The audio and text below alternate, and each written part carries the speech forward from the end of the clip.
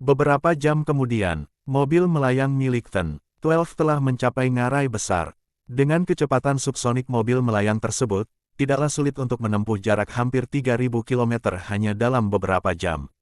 Suara mendesing, "Nona Pink, saya akan segera mencapai pesawat luar angkasa. Bisakah Anda membuka gerbang 12?" tanya Ten-12 dengan ekspresi datar. Siapa yang bisa menyalahkannya? Dalam beberapa jam terakhir, ia menerima omelan terburuk dalam hidupnya dari bosnya dan lebih banyak lagi omelan yang menantinya saat ia memasuki pesawat luar angkasa. Dia ditegur karena tidak memakai masker saat berada di depan umum. Hal itu menyebabkan identitas non-pribuminya terbongkar oleh Felix. Nah, ini yang diasumsikan oleh mereka berdua. Dengan kesalahan seperti itu di saat kritis seperti ini, tentu saja Tuan Gama akan marah besar. Terutama ketika dia tahu bahwa Dewan tidak akan melonggarkan penjagaan mereka lagi setelah mengetahui bahwa percobaan penculikan terakhir dilakukan oleh seorang non-pribumi. Organisasi mereka tidak akan ketahuan, tetapi tujuan percobaan penculikan dapat ditebak setelah beberapa penyelidikan. Terutama ketika upaya penculikan lainnya terhadap kelompok garis keturunan akhirnya dikaitkan dengan tindakan terhadap orang luar, bukan penduduk asli. Dari situ, Dewan akan menyimpulkan keberadaan organisasi mereka di suatu tempat di planet ini dan mereka akan mengambil tindakan pencegahan penuh terhadap mereka. Ini memerlukan rencana baru untuk organisasi Gama dan Tuan 12 bergegas ke pesawat luar angkasa hanya untuk bergabung dalam rapat itu. Beberapa menit kemudian, Tuan 12 melihat ke bawah dan menyadari bahwa ia melewati sebuah kota kecil. Segera setelah itu, ia memperlambat laju mobilnya dan mengenakan kacamata biru. Saat ia memakainya, sebuah pesawat luar angkasa raksasa segera muncul bermil-mil jauhnya darinya seolah-olah selalu ada di sana. Pesawat ruang angkasa itu tampak sangat besar meskipun jarak di antara mereka sangat jauh.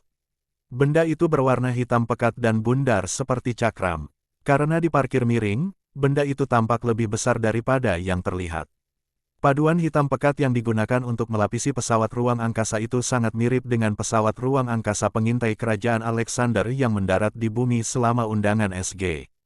Hanya Tuhan yang tahu bagaimana Dewan dapat menangani pesawat ruang angkasa sebesar ini. Sebentar lagi, Tuan 12 sampai di gerbang 12, yang sudah dibuka dan menunggunya. Begitu mobilnya lewat, ia melepas kaca jendela dan semuanya kembali cerah. Hanya ada satu kata untuk menggambarkan bagian dalam kapal. Luas, luar biasa luas. Mobil melayang itu tampak seperti titik kecil, terbang di dalam kota logam besar. Namun, Tuan 12 tidak tampak tersesat karena ia terus terbang menuju tujuan tertentu. Tak lama kemudian, ia sampai di tempat parkir yang cukup luas untuk ratusan kendaraan. Ia memarkir mobilnya di tempat kosong dan keluar. Saat kakinya menyentuh logam paduan hitam itu, logam itu bergerak seperti makhluk hidup dan merayap ke punggungnya, menciptakan kursi hitam. Tuan 12 duduk di atasnya dan memerintahkan, "Mira, bawa aku ke ruang rapat." Suara mendesing. Kursi hitam itu melesat seperti roket ke arah lurus. Bahkan ketika ada dinding bening di depannya, kursi itu tidak berhenti bergerak. Tepat saat benda itu akan bertabrakan, dinding itu terbuka dengan sendirinya sehingga mereka dapat masuk dengan mudah. Hal ini terus berulang untuk setiap rintangan yang terbuat dari logam hitam itu. Namun, bahkan dengan kecepatan ini dan jalan yang lurus, Tuan 12 masih membutuhkan waktu beberapa menit untuk mencapai tujuannya. Ketika melihat gerbang besar yang di tengahnya terdapat tanda lebih besar dari ruang pertemuan kurang dari tertulis, Tuan 12 menelan ludah dan berjalan perlahan ke arahnya. Setelah mencapai sana, gerbang itu otomatis terbuka, memperlihatkan meja hitam raksasa yang tergantung di udara oleh rantai logam hitam yang terhubung ke dinding dan tanah. Di sekelilingnya, terdapat tepat 14 kursi yang juga digantung di udara. Semuanya diambil kecuali satu kursi. Tuan 12 menjentikkan jarinya dan kursi itu turun dan mengangkatnya. Tak lama kemudian, ia pun bergabung dengan meja yang sunyi itu bersama yang lainnya. Tak seorang pun berbicara meskipun tampaknya semua orang tak ada yang hilang dari meja. Ada yang terus melotot ke arah Tuan 12 dengan ekspresi tidak setuju, ada pula yang perhatiannya tertuju pada seorang pria yang tengah menonton siaran langsung. Dia adalah seorang pria berbahu lebar dengan kumis abu-abu tebal, tidak memiliki alis, dan rambut pendek yang dibelah menjadi dua warna, abu-abu dan merah. Dia memiliki bekas luka gelap yang membentang dari dahi hingga ke mata kanannya. Karena bekas luka mudah dihilangkan dengan kosmetik masa kini, sepertinya mempertahankannya lebih merupakan pilihan pribadi. Sementara yang lain memperhatikannya, pria ini hanya terus menonton siaran langsung yang menampilkan sebuah rumah sakit. Saat ini, ratusan orang tengah berkumpul di balik penghalang logam, memandangi rumah sakit dengan tatapan penuh harap sekaligus khawatir. Kesinilah para tamu yang keracunan dari jamuan makan dikirim. Olivia, Noah, Robert, dan bahkan keluarga Hilton semuanya ada di sana, menerima tes dan perawatan yang diperlukan. Hanya Felix yang tidak dipindahkan ke sini karena ia dibawa ke tempat tersembunyi yang aman dan tidak diketahui siapapun. Tuan Gama menghabiskan waktu terakhirnya untuk mencoba menemukannya tetapi tidak berhasil. Tak lama kemudian, dia mengibaskan hologram dari wajahnya dan mengucapkan kata-kata pertama sejak mereka berkumpul di sini selama beberapa jam. Aturan anti mata-mata benar-benar menyebalkan. Tidak bos, seluruh keberadaan S. Galions sungguh menyebalkan. Kalau kita di zaman kegelapan, seluruh planet ini pasti sudah ditawan sebagai budak. Sekarang, kita bahkan tidak bisa menggunakan drone. Sumber daya pesawat ruang angkasa kita benar-benar terbuang sia-sia dengan adanya aturan-aturan tersebut. Semua orang berteriak-teriak seolah-olah mereka diberi pengampunan kerajaan untuk berbicara. Hanya Tuan 12 yang tetap diam karena ia hanya ingin bersikap tidak terlihat dalam pertemuan ini dan berharap Tuan Gama tidak mengalihkan perhatiannya kepadanya. Sayangnya, Gama tidak punya rencana untuk membuang-buang waktu mengamuk pada aturan anti mata-mata, yang membuatnya mustahil untuk mengandalkan perangkat teknologi, gawai, dan mesin apapun untuk mengintai planet ini. Dia hanya menyebutkannya begitu saja setelah merasa kesal karena tidak berhasil menemukan lokasi baru Felix. Saat ini, dia hanya memberikan tatapan dingin pada Tuan 12, membuatnya menghindari kontak mata dengannya dengan cara apapun. Melihat kesusahan dan ketakutannya, Tuan Gama mencibir, "Kamu seharusnya merasa seperti itu setelah kamu membuat kami kehilangan 200 juta SC dan bahkan mengungkap status non-pribumimu." "Bos aku, dong, diam." Tuan Gama memukul meja dengan tinjunya dan berteriak, "Beraninya kau bicara setelah gagal dalam misi dasar yang sudah kita ulangi ribuan kali. Planet demi planet, tahun demi tahun, tapi tetap saja, kau membuat kesalahan pemula dengan memperlihatkan wajahmu. Tidak seorang pun berani membela Tuan 12 atau bahkan mau repot-repot memikirkannya karena mereka juga jengkel karena kehilangan sejumlah besar uang cuma-cuma. Mereka terus saja menyaksikan Tuan Gama melampiaskan amarahnya yang terpendam kepada Tuan 12. Saat dia berhenti, tenggorokannya kering seperti gurun, dan Tuan 12 hampir terjatuh dari kursinya karena keringatnya. Karena kesalahannya yang bodoh, yang memperlihatkan sifatnya yang bukan penduduk asli, kita sekarang terpaksa mengubah rencana. Tuan Gama terbatuk 2 kali untuk meredakan tenggorokannya yang kering dan berkata, "Kita perlu membuat pengumuman awal dalam beberapa hari ke depan jika kita ingin kekacauan ini berdampak dan membuahkan hasil seperti biasanya." Para anggota organisasi menganggukkan kepala tanda mengerti. Rencana mereka sebelumnya adalah menunggu beberapa bulan hingga planet tersebut memiliki lebih banyak garis keturunan dengan persentase integrasi yang lebih tinggi sehingga saat mereka menculik mereka tidak perlu membuang terlalu banyak sumber daya untuk mereka. Mereka bisa saja membelinya dan mengekstrak 5 hingga 6 kemampuan sekaligus. Namun, mereka juga tidak ingin menunggu terlalu lama karena mayoritas dari para awakener pertama pasti sudah mencapai tahap pertama replacement. Siapapun yang mencapai tahap itu akan memiliki minimal 1200 BF. Yang dibutuhkan tubuh manusia agar agak anti peluru adalah memiliki kekuatan setara dengan 1000 BF. Ini berarti akan sangat sulit memburu mereka bagi rakyat jelata hanya dengan mengandalkan senjata api mereka. Jadi, ada periode perhitungan yang sempurna untuk membuat pengumuman. Pada tahun sebelumnya Felix, periode itu tepat setelah Supremacy Game pertama untuk bumi. Ketika tim bumi mendapat masalah di permainan pertama mereka, Felix berasumsi bahwa organisasi Gama dan yang lainnya telah menginvasi planet ini karena kelemahan mereka terekspos di UVR.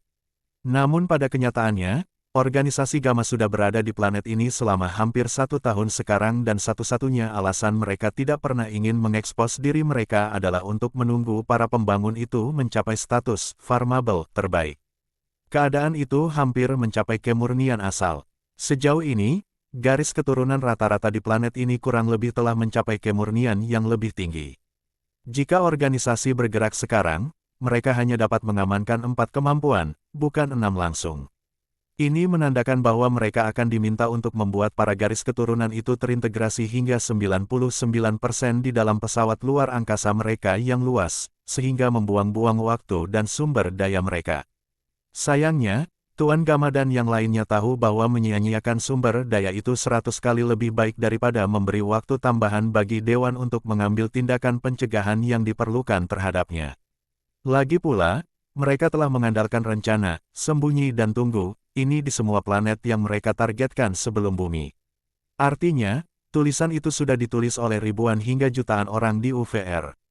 Dewan hanya perlu mengetik di bilah pencarian lebih besar dari alasan mengapa non-pribumi menculik garis keturunan dari planet pendatang baru di aliansi.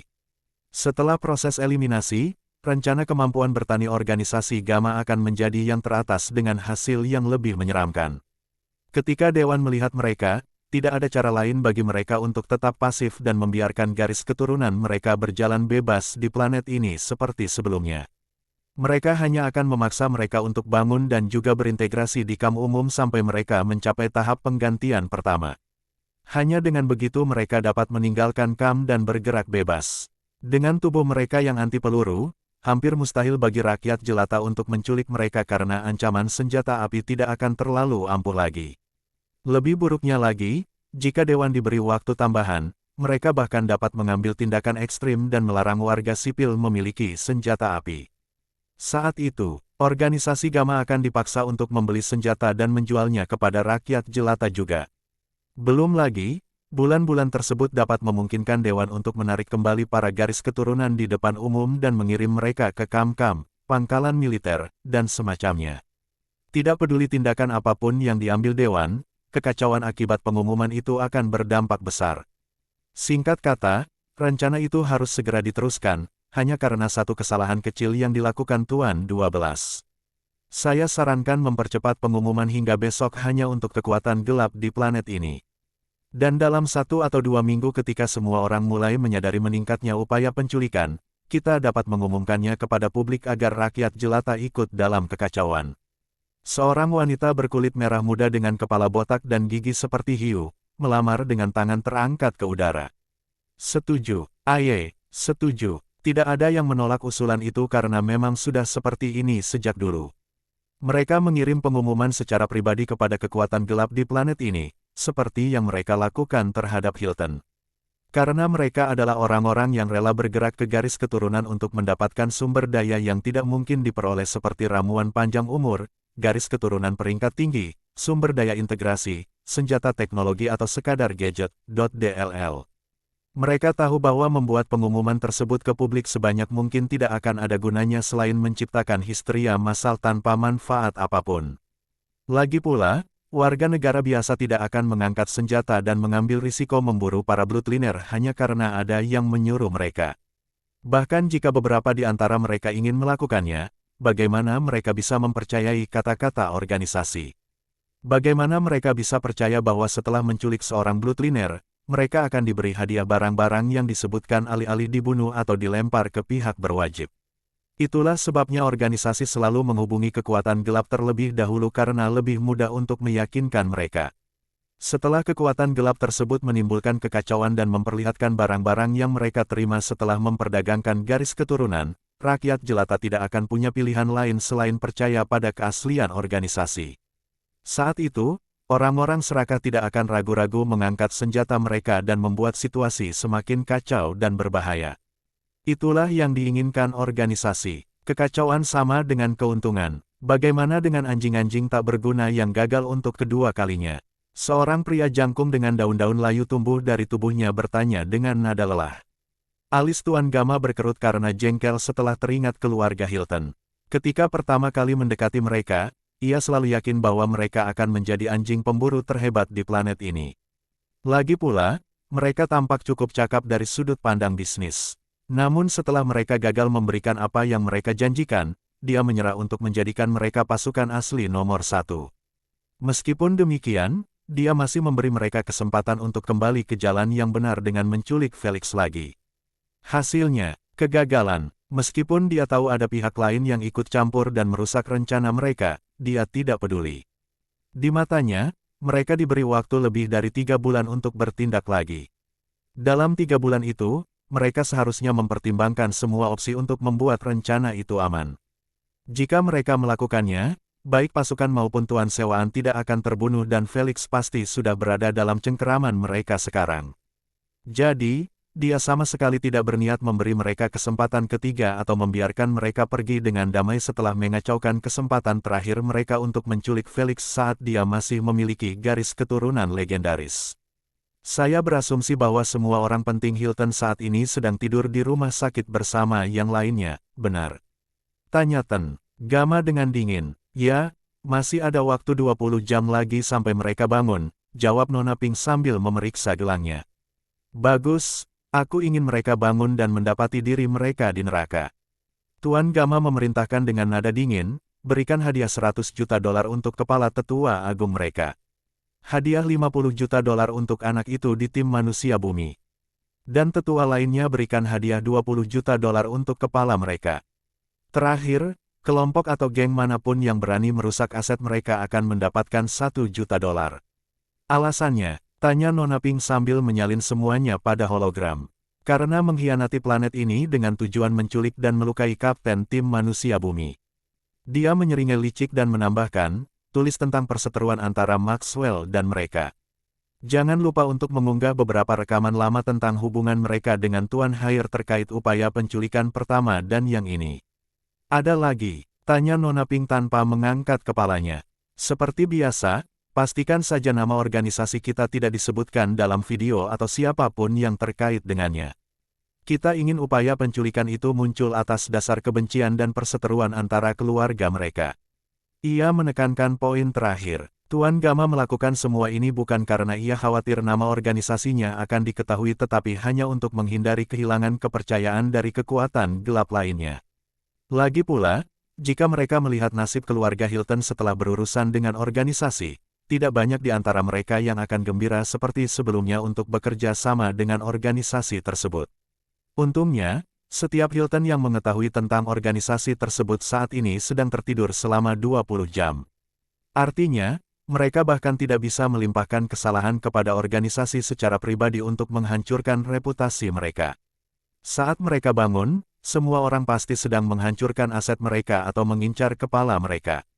Itu seharusnya bukan hal yang paling mereka khawatirkan karena saat pihak berwenang menonton video rekaman transaksi mereka, mereka akan langsung ditempatkan dalam tahanan aman hingga mereka bangun dan diinterogasi. Bagaimana dengan Adam? Kemampuannya akan diekstraksi agar dia tidak menimbulkan masalah dan kemudian ditempatkan di sel isolasi khusus untuk para Bloodliner. Jelas saja dia akan dikeluarkan dari tim dan digantikan oleh Bloodliner yang beruntung dengan peringkat 101 dalam daftar. Bagian yang mengerikan, semua ini terjadi saat mereka tidur tanpa sepengetahuan mereka. Seperti dikatakan Tuan Gama, saat mereka bangun, mereka akan melihat diri mereka di neraka. Melelahkan. Selesai, saya telah mengunggahnya di internet, web gelap, dan mengirimkannya ke setiap stasiun media di dunia. Nona Pink melambaikan hologram itu dan menambahkan, saya menyebutkan bahwa mereka hanya perlu menunjukkan bukti pekerjaan mereka dan mengirimkannya ke email penduduk bumi saya. Bagus, semua orang akan skeptis pada awalnya, tetapi saat kita mengirimkan uang, yang lain tidak akan ragu lagi. Tuan Gama mengetuk meja dengan jarinya 2 kali dan berkata, sekarang lupakan anjing-anjing tak berguna itu. Kita perlu mencari tahu siapa yang mengganggu rencana kita. Bagaimana kita bisa menemukannya? Pria jangkung itu tersenyum getir, gelang Tuan Haier dan regu-regunya telah putus, dan Tuan 12 tidak melihatnya. Dengan adanya peraturan anti mata-mata yang melarang kita menggunakan satelit, drone, dan meretas milik penduduk bumi, kita tidak dapat menemukannya kecuali dia sendiri yang berbicara tentang penyelamatan itu. Semua orang terdiam setelah mendengar itu. Meski mereka tidak mau mengakuinya, semua klaim pria jangkung itu benar. Mereka mungkin memiliki teknologi dan sumber daya untuk mencari tahu siapa pelakunya, tetapi dengan status pelanggaran yang mereka miliki, mereka tidak dapat digunakan sama sekali. Wah, mereka sebenarnya hanya diizinkan melakukan satu hal dengan pesawat luar angkasa besar mereka, yaitu mendarat di planet itu. Segala hal selain itu sepenuhnya melanggar aturan dan dengan pengawasan ketat dari Ratu, mereka bahkan tidak dapat menggunakan drone secara diam-diam. Apakah ada tebakan yang bagus? Tuan Gama melingkarkan ujung kumisnya di jarinya dan berkata, dari adegan pembantaian, tidak ada penggunaan kemampuan unsur. Pertarungannya berlangsung dekat dan cepat. Bos, saya ragu ada pertempuran. Nona Pink meletakkan gambar holografik dari tempat pembantaian di tengah meja bundar dan memperbesar gambar kepala yang terpenggal dan lengan Tuan Hair yang terbelah. Lihat betapa halusnya mereka diiris. Itu hanya satu garis lurus. Ini berarti, mereka disergap dengan cepat dan mereka tidak menyadarinya bahkan ketika perbuatan itu sudah dilakukan. Memang, ada kesenjangan kekuatan yang besar. Ini menghilangkan tindakan rakyat jelata dan mereka yang berada di bawah tahap pertama penggantian.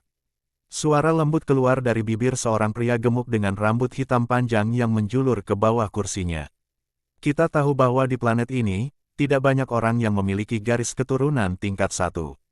Tuan 12 menggaruk dagunya dan beralasan, karena semua garis keturunan tingkat 1 yang diketahui di Amerika telah diracuni dalam kelompok itu, maka yang tersisa hanyalah orang-orang yang tidak diketahui.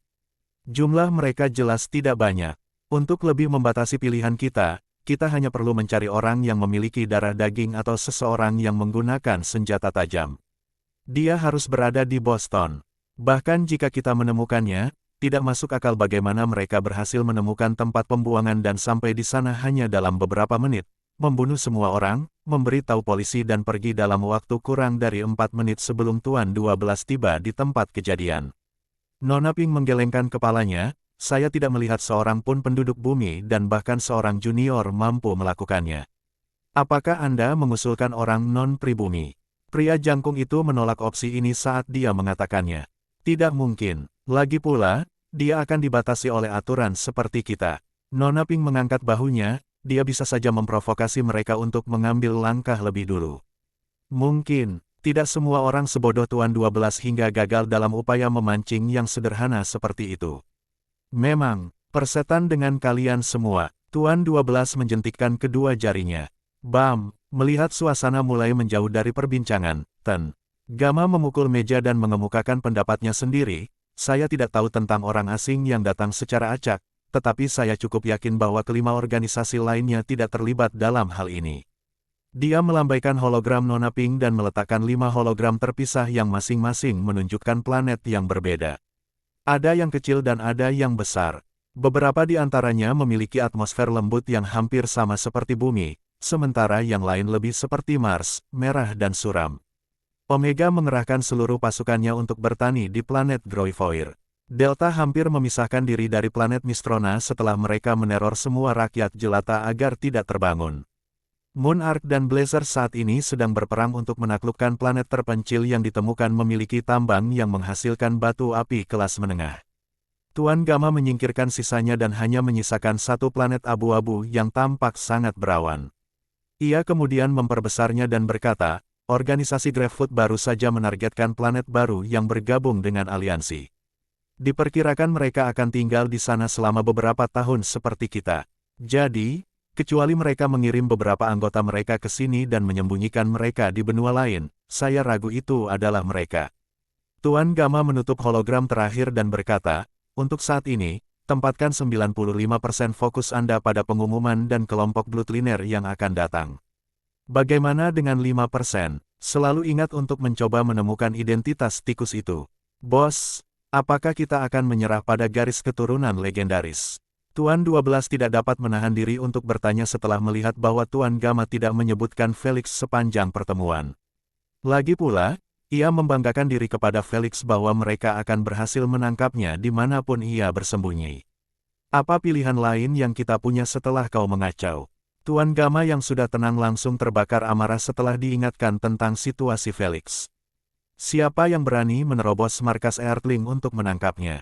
Kita bahkan tidak tahu di mana tempatnya. Bagaimana mungkin orang lain tahu? Tuan 12 menundukkan kepalanya dan menatap ke arah meja, tidak berani menanggapi atau membalas tatapan geram Tuan Gama. Namun dia masih bergumam dengan niat buruk, minimal kita beri hadiah besar untuk kepalanya agar dia merasa tegang di sekitar orang-orang di dalam pangkalan. Tuan Gama memikirkannya sejenak dan mengangkat bahunya, memang, kita mungkin tidak bisa menangkapnya lagi, tetapi setidaknya kita bisa membuat hidupnya seperti neraka di markas manusia. Tuan Gama menjentikkan jarinya ke arah Nona Pink dan memerintahkan, tempatkan garis keturunan legendaris tingkat 1 di kepalanya. Pastikan untuk menambahkan bahwa garis keturunan itu adalah pilihan mereka sendiri. Nona Pink terkekeh dan menambahkan hadiah itu ke dalam daftar panjang yang berisi ribuan hadiah dengan harga yang sesuai di sebelahnya. Harganya pasti akan membuat dewan terbakar jika mereka melihatnya. Karena alasan sederhana, mata uang yang digunakan adalah jumlah garis keturunan dan kekuatan mereka. Di bagian paling atas daftar ini, nama Felix telah ditambah hadiah di sebelahnya. Setelah melihat daftarnya hampir lengkap, Tuan Gama meminta semua orang meninggalkan meja. Silakan lanjutkan pekerjaanmu, besok akan panjang. Ya, bos. Sementara itu di langit, di dalam pesawat militer yang dijaga oleh 2 jet, Felix sedang bersandar di jendela sementara ada hologram di depannya. 5 jam telah berlalu sejak dia diselamatkan oleh tim SWAT. Pada jam pertama, Felix ditanya tentang apa yang terjadi di pesta sebelum dia diracuni dan setelahnya apakah dia berhasil bangun saat penculikan terjadi. Felix tidak melewatkan kesempatan ini untuk menuduh keluarga Hilton dengan beberapa kebohongan yang dicampur kebenaran. Misalnya, ia memberitahu pihak berwenang bahwa sebelum matanya tertutup rapat karena racun, ia melihat Adam menatap dingin ke arahnya. Agar mereka percaya, ia menunjukkan rekaman itu. Hal ini tidak akan tampak aneh sama sekali jika Adam tidak dikenal sebagai orang yang paling ramah dan hangat di planet ini. Felix bahkan menunjukkan kepada mereka rekaman masa lalu dari kamp persiapan di mana Adam selalu memperlakukannya dengan baik meskipun dia mengabaikannya. Dengan emosi yang kontras dan bahkan ditunjukkan tepat sebelum keracunan, keraguan berhasil muncul di benak pihak berwenang. Namun, itu hanya keraguan. Itulah yang Felix inginkan. Agar keluarga Hilton dicurigai karena dia tahu bahwa organisasi Gamma tidak akan memaafkan mereka karena gagal 2 kali berturut-turut. Ditambah lagi, Gamma butuh tempat untuk melampiaskan kekesalannya dan keluarga Hilton berada dalam baku tembaknya. Pada saat itu, Felix tidak benar-benar tahu bagaimana organisasi akan menghukum keluarga Hilton, tetapi dia tahu bahwa itu akan diketahui publik. Jika itu yang terjadi, pihak berwenang tidak punya pilihan selain mulai mencurigai keluarga Hilton. Namun, Felix tidak menyangka bahwa organisasi benar-benar akan membocorkan rekaman kesepakatan mereka dengan Tuan Hair. Saat ini, dia tengah memantau kebocoran yang telah menjadi viral sejak diunggah setengah jam lalu. Kontennya sungguh menakjubkan bagi Felix dan pemirsa. Sementara para pemirsa dikejutkan oleh agenda tersembunyi yang disembunyikan keluarga Hilton untuk Felix sejak turnamen nasional, Felix dibuat terkejut dengan kecerdasan organisasi. Dia menyadari bahwa video-video itu direkam dari dada Tuan Hair dan bukan dari matanya. Ini berarti, dia mengandalkan kamera kecil, bukan sistem perekaman milik Ratu. Sudah menjadi fakta umum bahwa siapapun yang memakai gelang dapat merekam apapun yang dilihatnya hanya dengan matanya. Prosesnya sebenarnya sederhana. Seseorang hanya perlu meminta Ratu untuk merekam dan apapun yang dilihatnya akan terlihat oleh Ratu juga. Sementara matanya mengirimkan informasi ke otaknya untuk diproses, matanya juga mengirimkan informasi tersebut ke Ratu. Ratu akan memprosesnya dan mengubahnya menjadi data yang dapat digunakan, lalu mengirimkannya kembali ke tempat penyimpanan gelangnya. Seperti ini, setiap orang yang memakai gelang adalah kamera berjalan. Ini berarti ketika keluarga Hilton menandatangani perjanjian kerahasiaan dengan Tuan Hair, ia hanya menyebutkan larangan sistem perekaman milik Ratu dan bukan hal-hal eksternal. Felix yakin hal itu terjadi karena tidak ada cara bagi organisasi untuk membocorkan informasi seperti ini tanpa khawatir akan melanggar kontrak. Felix tidak tahu apakah keluarga Hilton merasa stres selama penandatanganan atau tidak tahu banyak sejak mereka menandatangani kontrak dengan Mer. Hair hampir setahun yang lalu. Apapun itu, istilah mematikan ini telah menghancurkan mereka dengan sangat buruk karena kebocoran tersebut telah sampai ke tangan organisasi ESG dan pemerintah. Menambahkan apa yang Felix katakan tentang Hilton ke dalam campuran dan tersangka pertama lahir.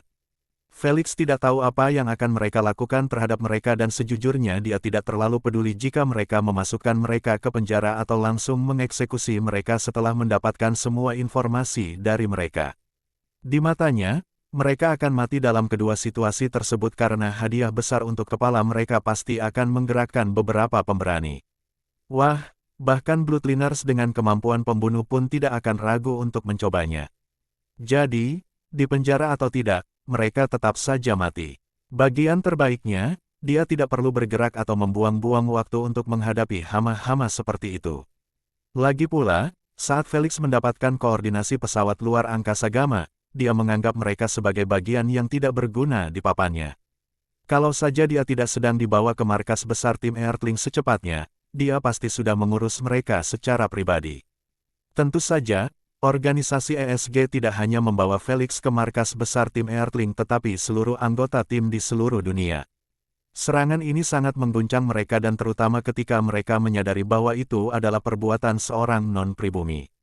Kalau saja mereka tidak khawatir kesehatan Olivia dan yang lainnya akan terganggu selama penerbangan, mereka pasti akan membawa mereka juga daripada meninggalkan mereka di rumah sakit. Jelasnya, sebelum menaiki pesawat Felix harus menandatangani kontrak NDA yang melarangnya mengungkap posisi markas besar.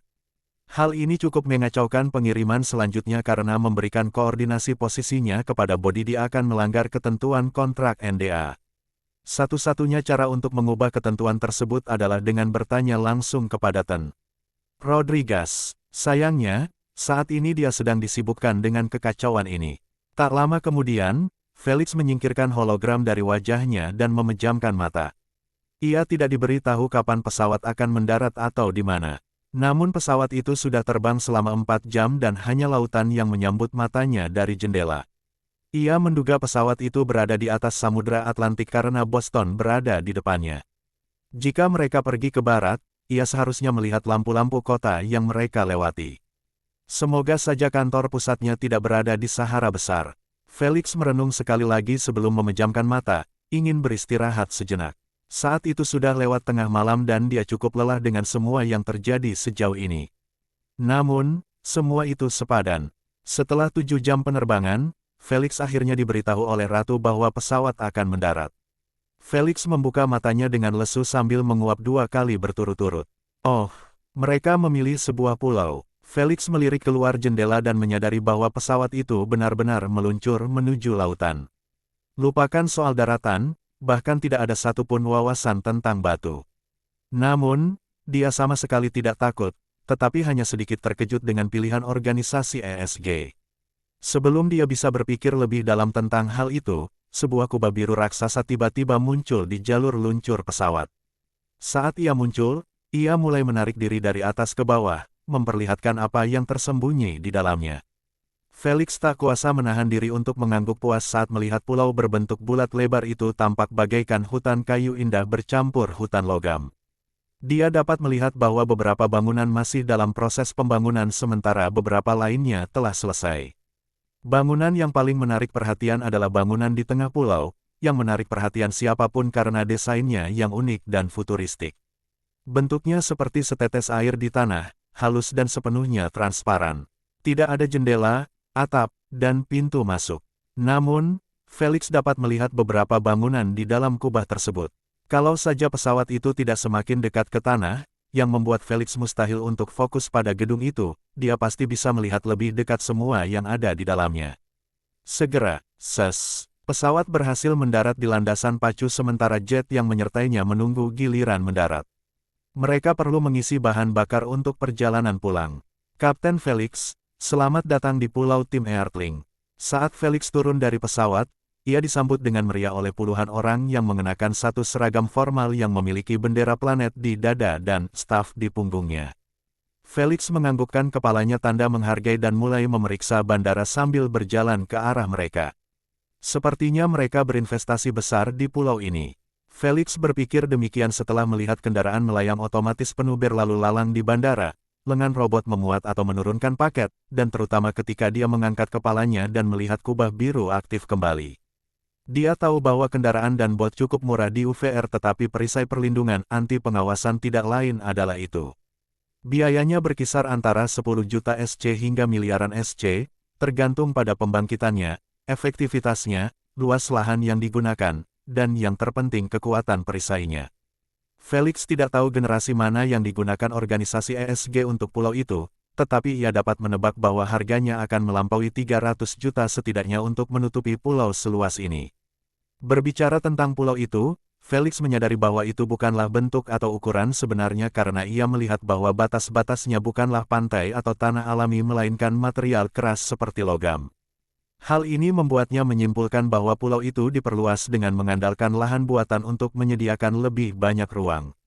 Astaga, dia bisa melihat dari kejauhan beberapa robot menuangkan cairan perak dari sebuah wadah besar ke dalam platform persegi kosong yang terhubung dengan perbatasan pulau. Jelaslah bahwa organisasi ESG tidak berencana menghentikan perluasan pulau. Felix merasa mereka berencana mengubah pulau ini menjadi kota teknologi maju pertama di dunia. Meskipun tidak dibuka atau dilihat oleh umum, tetapi tetap merupakan tempat terbaik untuk benar-benar merasakan beberapa teknologi di alam semesta. Karena kota ini berada di perairan internasional, maka kota ini menjadi milik Dewan secara keseluruhan, bukan hanya milik satu negara saja. Hanya karena inilah organisasi ESG dapat menuangkan sumber daya Dewan ke pulau ini. Felix senang dengan modifikasi tersebut karena ia akan menghabiskan bulan-bulan berikutnya untuk itu. Seorang gadis cantik yang mengenakan kacamata tipis dan riasan tipis mendekati Felix dan menundukkan kepalanya dengan hormat. Dia kemudian memberi isyarat dengan tangannya ke arah pintu masuk terminal bandara. Kapten Felix, silakan lewat sini. Saya akan mengantarmu ke drop tempat beberapa rekan setimmu saat ini berkumpul. Terima kasih. Felix berhenti melihat sekeliling dan pergi bersamanya ke terminal yang setengah kosong. Terminal itu hanya dipenuhi oleh anggota staf dan robot yang sedang melakukan tugas mereka. Setelah Felix diperiksa karena alasan keamanan, mereka keluar dari bandara dan menuju hovercar yang sudah menunggu mereka. Saat Felix merasa nyaman di kursi belakang, pemandu bertanya kepadanya, apakah Anda ingin jalan-jalan santai untuk melihat-lihat? Felix menganggukkan kepalanya dan membuka jendela sedikit. Felix langsung tersenyum dengan ekspresi senang setelah melihat bahwa suasana pulau yang ramah dan udara segar masih tetap terjaga meski separuh pulau sudah dihuni bangunan. Dia selalu mencintai alam, ruang terbuka, dan udara segar. Pulau ini mampu mewujudkan semua itu berkat teknologi canggih yang digunakan dan tidak bergantung pada sumber daya yang menimbulkan polusi. Felix percaya bahwa segala sesuatu menggunakan listrik sebagai sumber energi dan listrik mungkin dimanfaatkan dari baterai nuklir miniaturisasi. Setiap baterai berpotensi memberi daya pada seluruh pulau selama puluhan tahun jika konsumsinya difokuskan pada penyediaan energi untuk menerangi gedung-gedung, mengisi daya kendaraan, DLL. Baterai tersebut mungkin terdengar mencengangkan dan mahal, tetapi pada kenyataannya, teknologi yang mengandalkan energi nuklir sebagai sumbernya sudah ketinggalan zaman setidaknya ratusan ribu tahun. Jangankan ras logam, siapa yang tahu sumber energi apa yang mereka andalkan, hanya planet-planet maju di kerajaan Alexander yang menggunakan baterai itu hanya sebagai tindakan cadangan.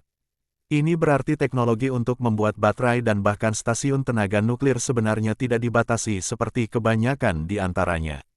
Jika organisasi ESG bersedia membayar, mereka dapat dengan mudah membeli teknologi tersebut dan menyelesaikan peringatan iklim planet ini serta masalah lain yang mengancam penghidupan warga. Namun, Felix tahu bahwa organisasi ESG tidak bermaksud menarik seluruh sumber daya mereka dan fokus pada teknologi yang sudah ketinggalan zaman karena mereka akan dipaksa untuk mengubahnya lagi dengan teknologi yang lebih baik. Mereka ingin segera memulai sedekat mungkin dengan puncak pohon teknologi sehingga mereka tidak perlu mengejar peradaban lain sepanjang waktu. Itulah sebabnya meskipun 1,5 tahun telah berlalu sejak undangan tersebut, planet ini belum benar-benar menunjukkan kemajuan teknologi. Felix tahu bahwa organisasi ESG bertaruh untuk melakukan hal itu dengan mengandalkan tim Earthling. Mengapa? Karena hadiah dari memenangkan planetary game adalah harapan yang dapat memengaruhi seluruh planet. Sementara dalam permainan individu, seorang pemain dapat menginginkan sesuatu yang ia butuhkan dengan batasan yang jelas berdasarkan peringkatnya. PSG memiliki konsep yang sama tetapi planet tersebut merupakan target sebenarnya dari keinginan tersebut. Misalnya, apabila tim penduduk bumi memenangkan permainan pertama, maka permintaan yang diajukan bisa berupa, meminta diskon besar untuk membeli bahan-bahan medis, ramuan, kendaraan, pesawat luar angkasa, sinyal menara UVR, dan sebagainya. Di sisi lain, mereka dapat meminta akses ke teknologi terbatas milik aliansi. Baik di industri militer, industri medis, industri pertambangan, industri eksplorasi ruang angkasa, dan masih banyak lagi. Felix masih ingat keinginan pertama yang dipilih Dewan saat mereka nyaris menang di permainan ketiga. Keinginan itu adalah mendapatkan akses ke cetak biru menara pengawas bulan. Kalau saja organisasi Gamma tidak masih mengamuk di planet itu pada masa itu, Dewan pasti menginginkan sesuatu yang lain yang lebih berguna. Akan tetapi, Mereka tidak punya pilihan lain selain mengharapkan menara itu karena menara itu akan memungkinkan mereka memindai pesawat ruang angkasa berukuran besar di tanah planet mereka. Mereka sangat ingin menemukan koordinasi pesawat luar angkasa Gamma. Karena ini merupakan pertandingan pertama mereka, keinginannya cukup terbatas. Dengan demikian, mereka hanya memperoleh cetak biru generasi rata-rata dan mereka masih perlu membeli material dan mempekerjakan pekerja untuk membangunnya. Namun, tak seorang pun mengeluh karena jika bukan karena platform PSG, penduduk bumi tidak akan memperolehnya bahkan mungkin dalam ratusan tahun. Bagian terbaik dari semua ini adalah kenyataan bahwa tidak ada batasan. Misalnya, mereka tidak akan bisa menginginkan suatu teknologi yang ada di basis data terbatas aliansi meskipun keinginan mereka sudah cukup untuk mendapatkannya. Itu karena bumi menjadi anggota aliansi dan tunduk pada aturannya seperti anggota lainnya. Ini berarti mustahil bagi anggota lain untuk ikut campur dalam keinginan mereka dan menghentikannya. Terutama dengan keberadaan Air Ratu yang tidak bias. Situasi intimidasi tersebut tidak sepenuhnya hilang tetapi dikurangi hingga ke tingkat minimum dengan pengawasan Ratu. Dengan kata lain, bumi mungkin saat ini hanya berupa partikel debu dalam tubuh raksasa aliansi yang mencakup sebagian besar ras di alam semesta. Namun, mereka juga punya haknya sendiri seperti semua anggota aliansi. Baik di puncak maupun di bawah, sama seperti mereka. Namun, aliansi tidak mengirimkan undangan untuk bergabung dengan mereka karena mereka sangat membutuhkan anggota atau semacamnya. Mereka melakukan itu untuk memberi mereka kesempatan yang layak untuk berjuang demi hidup mereka alih-alih diserang dan diintimidasi secara langsung karena kurangnya kemajuan teknologi dan sebagainya. Planetary Supremacy Games jelas merupakan panggung tempat mereka bertarung untuk membuktikan kemampuan mereka dan bangkit di atas anggota aliansi lainnya. Organisasi ESG dan Dewan tidak hanya menginvestasikan segalanya pada tim tanpa alasan. Mereka melakukannya karena mereka tahu bahwa keberadaan planet dan kebebasan warga negaranya bergantung pada hasil tim perwakilan mereka. Jika bukan karena itu, Felix dan seluruh tim di seluruh dunia tidak akan diberi nanosuit tersebut atau langsung diangkut ke pulau tepat setelah serangan terhadap Felix. Organisasi ESG tahu bahwa mereka tidak mampu kehilangan anggota terkuat mereka hanya beberapa bulan sebelum pertandingan pertama mereka.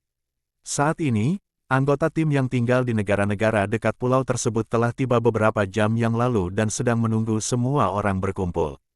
20 menit kemudian, mobil melayang itu memperlambat lajunya lebih rendah lagi setelah mencapai bangunan tertutup yang transparan itu. Jadi ini drop, Felix bertanya-tanya sambil mengamati bangunan raksasa itu dari dekat.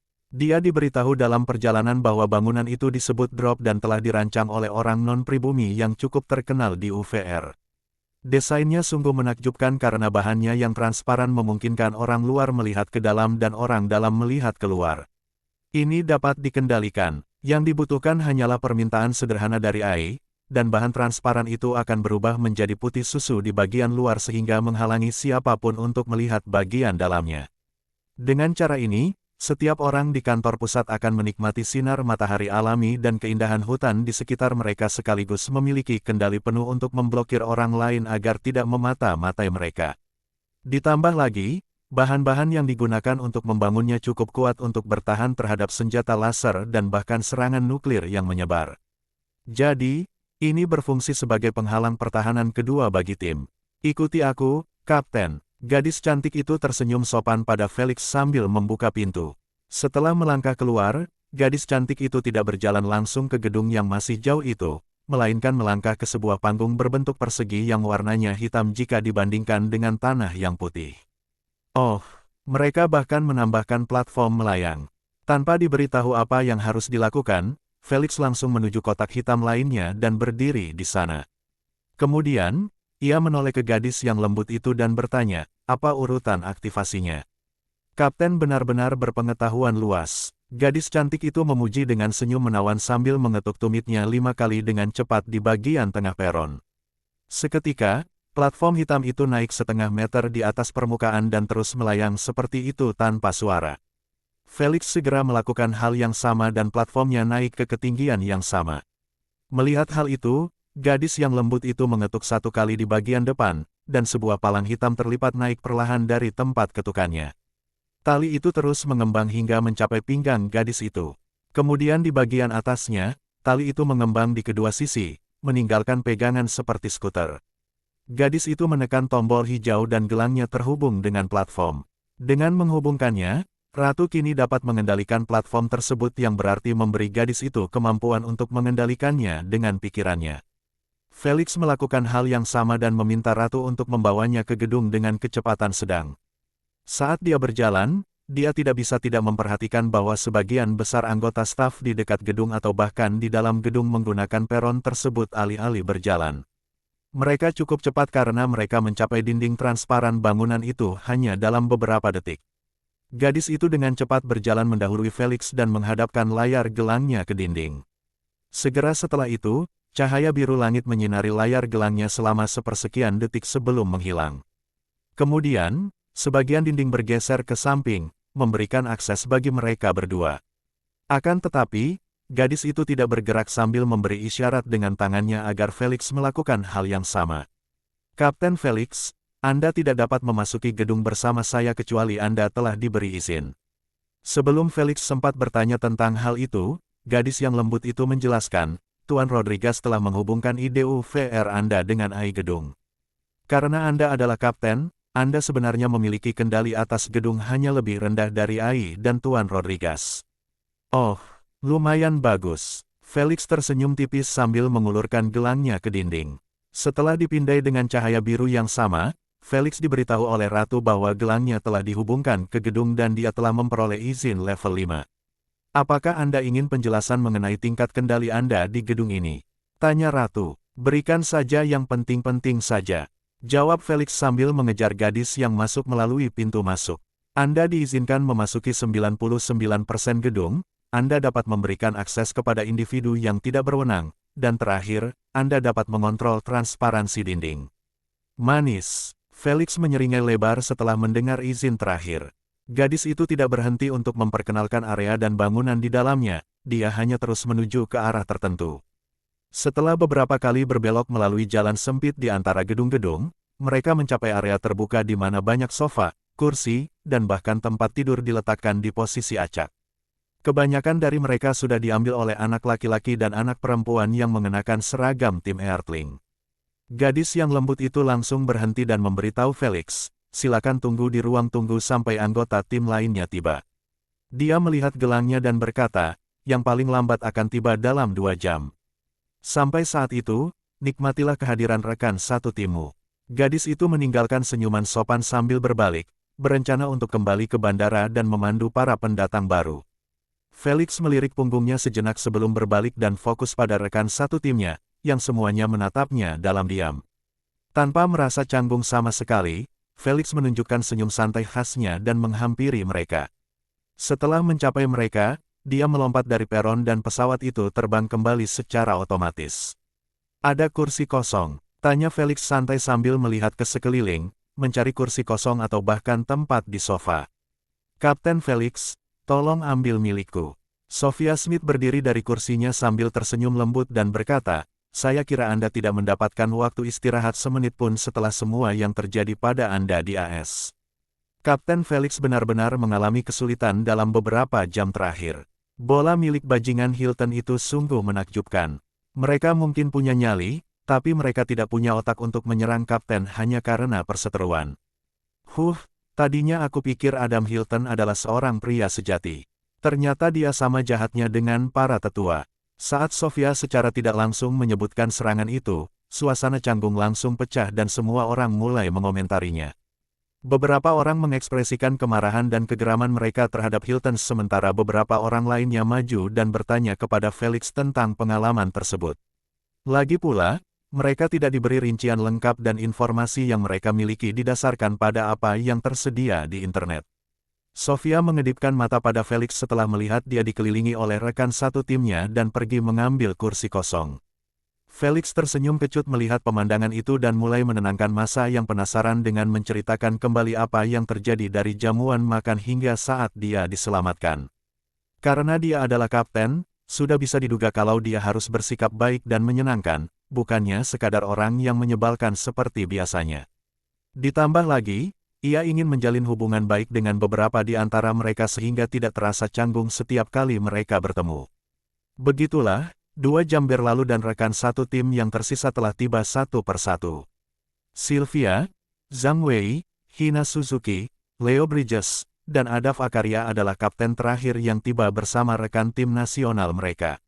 Sama seperti yang lainnya, sebagian dari mereka pergi dan memperkenalkan diri dengan baik kepada Felix sementara sebagian lagi menanyakan keadaan Olivia dan yang lainnya. Setelah berbicara selama beberapa menit, gelang mereka semua berdering atau bergetar secara bersamaan. Felix minta diri dan membuka pesan yang dikirim oleh Ten Rodriguez. Setelah membacanya dengan matanya sendiri, ia berpikir, lebih baik lagi, aku bisa mulai mengerjakan rencanaku sekarang untuk mengalahkan Gamma. Dia berdiri dari tempat duduknya dan berkata, aku akan menuju kamarku. Aku masih belum tidur seharian ini. Itu sangat disayangkan. Seorang pria perunggu berotot dengan janggut oranye mendesah, aku berencana untuk memintamu bertarung sebentar. Felix melambaikan tangannya dengan acuh tak acuh sambil melangkah ke panggung hitam di dekatnya, nanti saja. Setelah dia pergi, Sofia terkekeh sambil menatap pria berotot itu. Leo, kenapa kamu terburu-buru untuk dipukuli? Itu namanya uji batas. Leo Bridge meretakkan buku-buku jarinya dengan penuh semangat dan berkata, aku sudah tahu bahwa aku tidak bisa menang melawan kapten, tetapi itu tidak menghentikanku untuk mencoba melihat di mana aku bisa melawannya. Sesuai yang diharapkan dari orang barbar Australia. Semua orang tersenyum kecut pada pola pikirnya yang aneh dan terlalu terus terang. Di mata mereka, jika mereka tahu bahwa tidak mungkin menang melawan Felix maka lebih baik menyelamatkan diri dari rasa malu karena kalah. Nasib Sylvia dalam kompetisi itu masih segar dalam ingatan mereka. Saya yakin Tuan Rodriguez juga telah mengirimkan pesan itu kepada kalian, kan? Sofia tiba-tiba bertanya, tidak ingin membahas topik yang berhubungan dengan pertempuran secepat ini. Semua orang menganggukkan kepala dan Leo bahkan menampilkan isinya sebagai hologram. Pesannya tidak panjang karena hanya berisi permintaan maaf dari Ten Rodriguez karena dia tidak datang ke pulau hari ini atau dalam 2 hari ke depan karena situasi Adam. Lagi pula, dia dikeluarkan dari tim sementara sampai dia diselidiki dengan benar. Pemecatannya membuka tempat di tim yang diperjuangkan oleh setiap anggota dewan. Walaupun Tuan Rodriguez hanya ingin menambahkan garis keturunan peringkat 101 ke dalam daftar, tidak ada seorang pun yang menyetujuinya kecuali negara tempat garis keturunan itu berada. Mereka mengatakan bahwa setiap negara harus memperjuangkan tempat yang kosong itu agar berlangsung adil. Saat ini, Ten Rodriguez disibukkan dengan pembuatan turnamen kecil yang akan diselenggarakan di ruang UVR miliknya dan hanya akan diikuti oleh 195 bloodliners yang akan bersaing untuk memperebutkan tempat tersebut. Ini berarti, ia akan tertunda paling tidak 1 atau 2 hari. Karena dia adalah presiden organisasi ESG, dia diharuskan hadir dalam upacara penandatanganan yang diperkirakan akan diadakan besok sebelum organisasi Gamma mengacaukan segalanya. Sekarang, mereka disuruh melakukan apa yang mereka inginkan dalam 2 hari ke depan sampai dia tiba. Ada yang berminat menjelajahi pulau? Tanya Sofia sambil melangkah ke platform hitam. Saya setuju. Sama, saya lewat, tidur saya hancur karena penerbangan yang tiba-tiba itu. Meskipun semua orang ingin menjelajahi gedung dan pulau itu, sebagian besar dari mereka tetap menolak tawaran itu dan pergi ke kamar masing-masing untuk melanjutkan tidur. Beberapa saat kemudian, hanya 20 junior yang mengikuti Sofia. Sementara itu, di lantai atas sebuah gedung hunian standar, Felix baru saja keluar dari lift dan sedang menuju kamarnya. Tidak sulit untuk mengetahui lokasi area pemukiman di bangunan raksasa ini yang lebih menyerupai kubah penutup daripada sebuah bangunan. Felix hanya meminta petunjuk arah kepada Ratu dan Ratu pun memberikannya petunjuk. Lagi pula, gelangnya terhubung dengan AI gedung tersebut. Jadi sebagian besar informasi tentang gelang itu sudah terkirim ke Ratu. Beberapa saat kemudian, Felix berdiri di depan pintu yang tertutup rapat yang bertuliskan nama dan posisinya di tim. Setelah layar gelangnya dipindai dengan cahaya biru yang sama, dia berhasil masuk ke kamarnya. Keok, begitu Felix membuka pintu, lampu tiba-tiba menyala, memaksanya menutup mata sensitifnya. Ratu, tolong biarkan hanya satu lampu yang menyala. Merasakan cahaya telah menghilang, Felix memijat kelopak matanya sambil membuka matanya perlahan. Kini penglihatannya tidak terganggu lagi, ia dapat menikmati kamarnya yang luas, yang tampak lebih seperti suite modern di hotel daripada kamar normal di kawasan pemukiman standar. Felix tidak tahu apakah semua ruangan ini besar dan rapi atau hanya dia yang merasa seperti kapten. Apapun itu, dia tidak mengeluh sedikit pun. Sebelum melakukan hal apapun lagi, Felix pergi dan merapikan kamar mandi dengan mandi berlama-lama. Yang diambilnya setelah diselamatkan tergesa-gesa karena pihak berwenang ingin menginterogasinya. Dia masih bisa mencium bau darah menjijikkan dari pasukan tentara bayaran di rambutnya. 45 menit kemudian, Felix keluar dari kamar mandi sambil handuk digulung di bagian bawah tubuhnya. Namun, handuk itu segera berubah menjadi cairan sebelum berubah menjadi piyama yang nyaman. Setelah itu, Felix berbaring di tempat tidurnya dan membuka hologram kosong di sampingnya. Ia meninggalkannya di sana dan bertanya dalam hatinya, "Asna, kamu sibuk menonton?" Jawab Asna malas sambil menggigit apel merah. "Tolong bantu aku," Felix meminta. "Aku ingin kau menyelami ingatanku dan mendeskripsikan pesawat luar angkasa milik organisasi Gamma. Yang kuingat hanya pesawat itu dilapisi kulit mati milik simbiot seperti gelang ab baruku. Jika itu akan berujung pada menonton kembang api, aku tidak keberatan melakukannya." Mata Asna berbinar setelah membaca pikirannya dan melihat alasannya. "Hehehe, jangan khawatir." Felix menyeringai lebar, "Kembang apinya akan cukup besar sehingga matahari kedua akan lahir dari sisa-sisanya." "Itulah yang ingin aku dengar." Asna bertepuk tangan kegirangan sambil memejamkan mata, menyelami kenangan Felix. Dia tidak perlu diberitahu tentang periode itu karena dia membacanya dalam pikirannya. Dalam beberapa saat, Asna membuka matanya dan mulai menjelaskannya. Namun, ia tidak dapat menjelaskannya dengan baik karena Felix masih kesulitan memahami modulnya. "Kurasa lebih baik aku tunjukkan saja padamu." Akhirnya Asna menyerah dan membuat cermin di kamar tidurnya yang memperlihatkan kenangan Felix. Kehilangan kata-kata, Felix hanya bisa memejamkan mata dan memasuki kesadarannya. Setelah sampai di kamar tidurnya dan melihat cermin yang sama seperti terakhir kali, alis Felix berkedut saat dia bertanya, "Jika kamu bisa menunjukkan ingatanku seperti ini, mengapa tidak menggunakannya sebelumnya?" Asna tersenyum manis dan berkata, "Aku tidak ingin kamu terbiasa dengan hal itu dan membuatku bekerja sampai mati dengan permintaan." "Dasar pemalas." Felix mengumpat kesal sambil mendorong wanita itu ke samping, menyisakan sedikit ruang untuk dirinya sendiri untuk duduk di depan cermin. "Mainkan saja." Felix menyipitkan matanya ke layar dan berkata, "Apakah kemenangannya mudah atau sulit, tergantung pada jenis logam paduan pesawat luar angkasa mereka." Asna menekan tombol play pada kendali jarak jauh dan berbaring di samping, tidak berminat untuk menonton kenangan itu lagi. Sementara itu, Felix asyik menyaksikan apa yang terjadi di kehidupan sebelumnya ketika Dewan akhirnya meminta bantuan dari armada kerajaan Alexander untuk mengurus organisasi Gamma. Mereka telah mengerahkan segala daya mereka namun mereka tidak berhasil menyingkirkan organisasi. Bahkan ketika koordinasi pesawat ruang angkasa ditemukan, mereka masih tidak dapat merusak pesawat ruang angkasa mereka dengan senjata nuklir atau bahkan senjata yang dibeli di UVR. Belum lagi bahwa organisasi Gamma hanyalah satu dari 6 penyerbu pada saat itu. Sementara 5 lainnya tidak mengirimkan pasukan penuh, Dewan tetap tidak dapat mengurus mereka semua sekaligus. Setelah melihat situasi makin memburuk setiap hari dan saling bertarung bagaikan kawanan serigala, Dewan tidak sabar lagi menunggu tim penduduk bumi mencapai peringkat bagus. Mereka berharap hal itu akan segera terjadi, sehingga mereka dapat mengharapkan senjata pemusnah massal yang cukup kuat untuk mengalahkan para penjajah, tetapi tim tersebut selalu kalah 3 kali daripada menang 1 kali.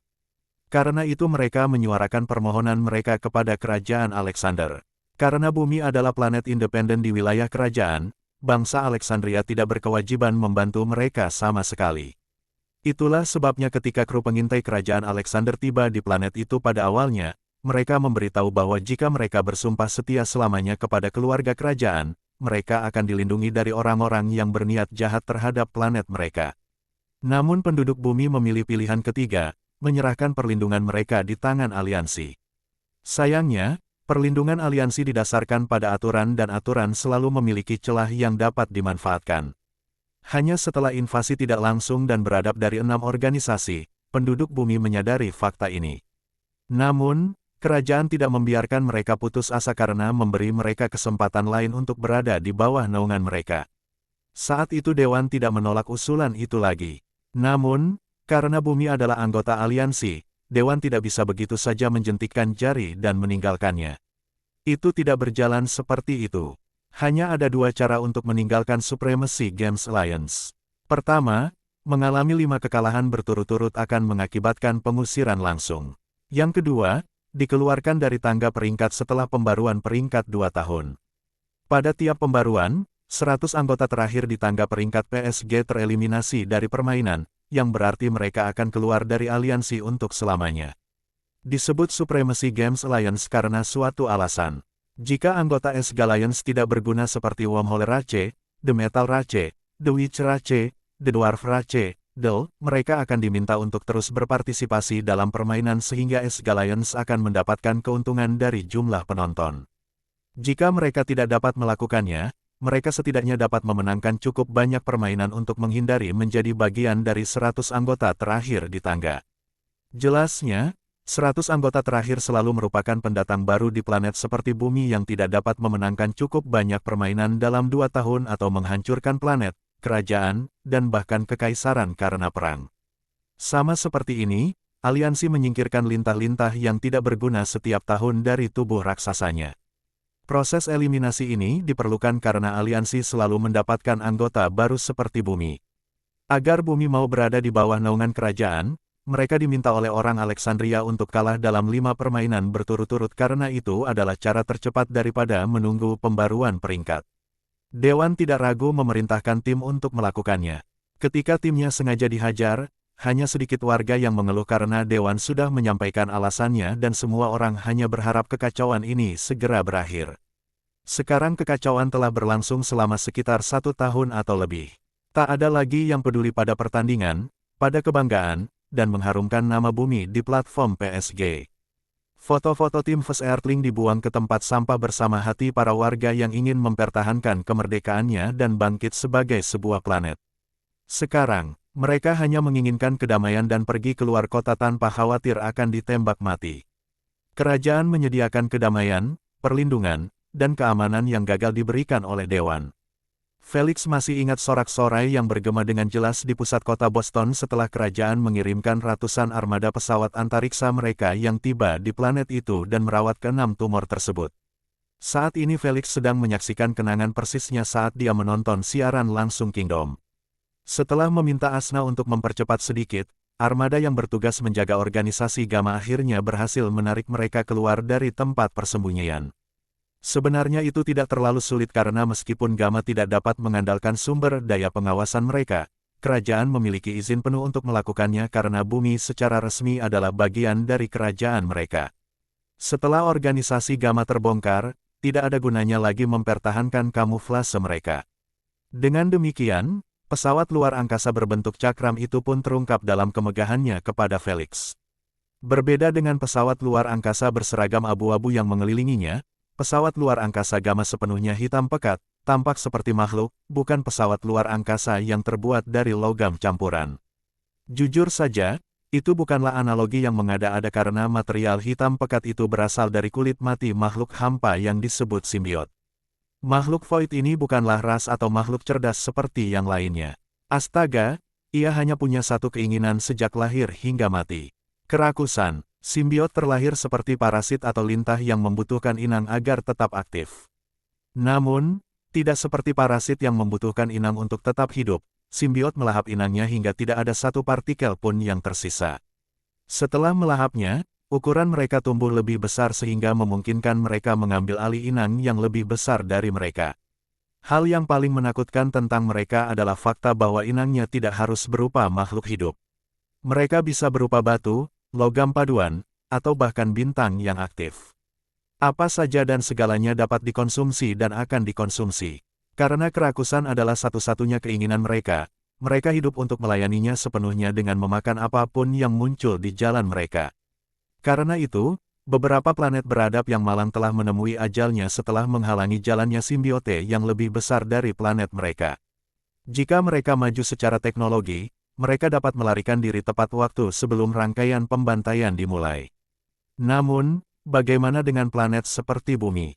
Itu benar-benar kiamat. Mereka bahkan tidak dapat membunuhnya atau meminta bantuan dari peradaban lain yang lebih kuat untuk melakukannya karena sudah diketahui pengetahuan bahwa tidak ada yang dapat membunuh simbiot selain dirinya sendiri. Itu benar, mereka tidak dapat dibunuh dengan metode apapun yang digunakan. Hal ini telah diuji jutaan kali dan hasilnya dapat dilihat melalui UVR. Akan tetapi, karena alam semesta tidak menerima apapun selain keseimbangan dalam tubuhnya, para simbiot tersebut tidak bisa hanya makan dan tumbuh hingga tak terbatas.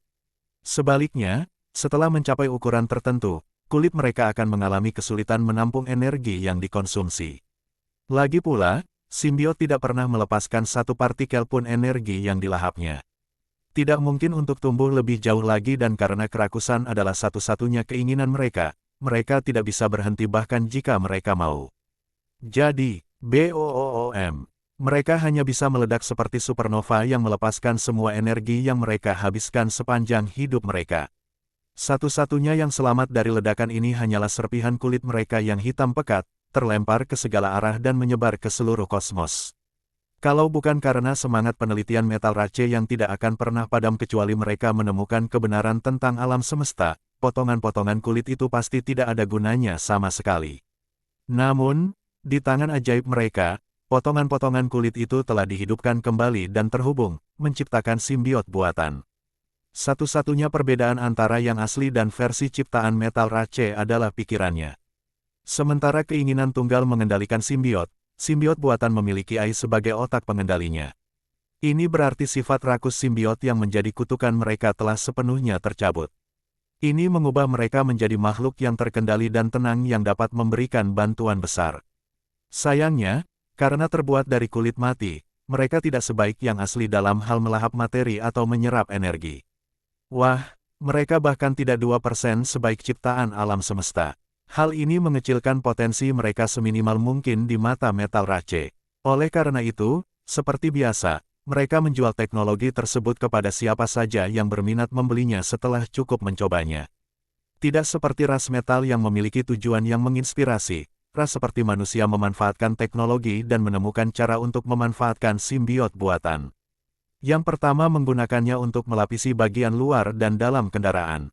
Mereka menyadari bahwa itu dapat menambahkan lapisan pertahanan ekstra karena dapat menyerap serangan laser dan plasma. Itu belum semuanya karena energi yang diserap dapat digunakan secara efektif oleh kendaraan. Ini tidak hanya berlaku untuk kendaraan tetapi bahkan inang makhluk hidup. Saat penemuan ini terungkap, semua orang ingin memiliki simbiot buatan mereka. Siapa yang bisa menyalahkan mereka? Mereka dapat digunakan untuk melapisi apa saja, bahkan diri mereka sendiri.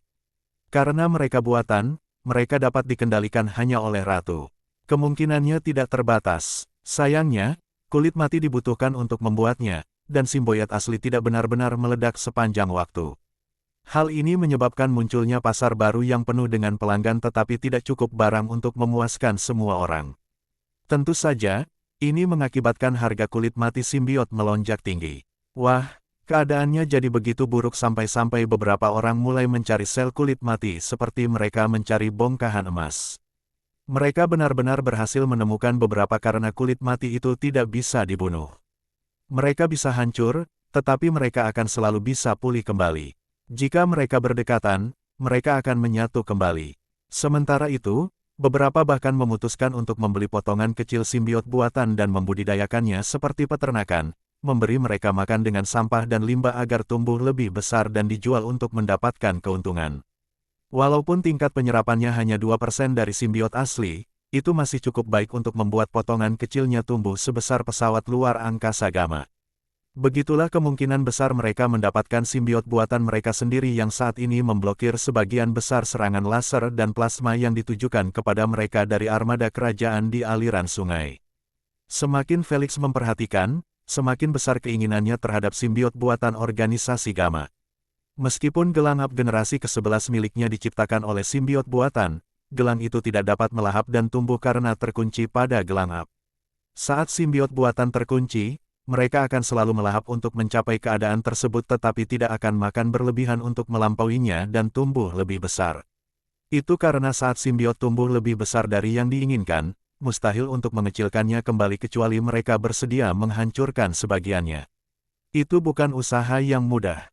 Felix tahu bahwa mustahil baginya untuk menumbuhkan simbiotnya hingga sebesar pesawat luar angkasa Gamma.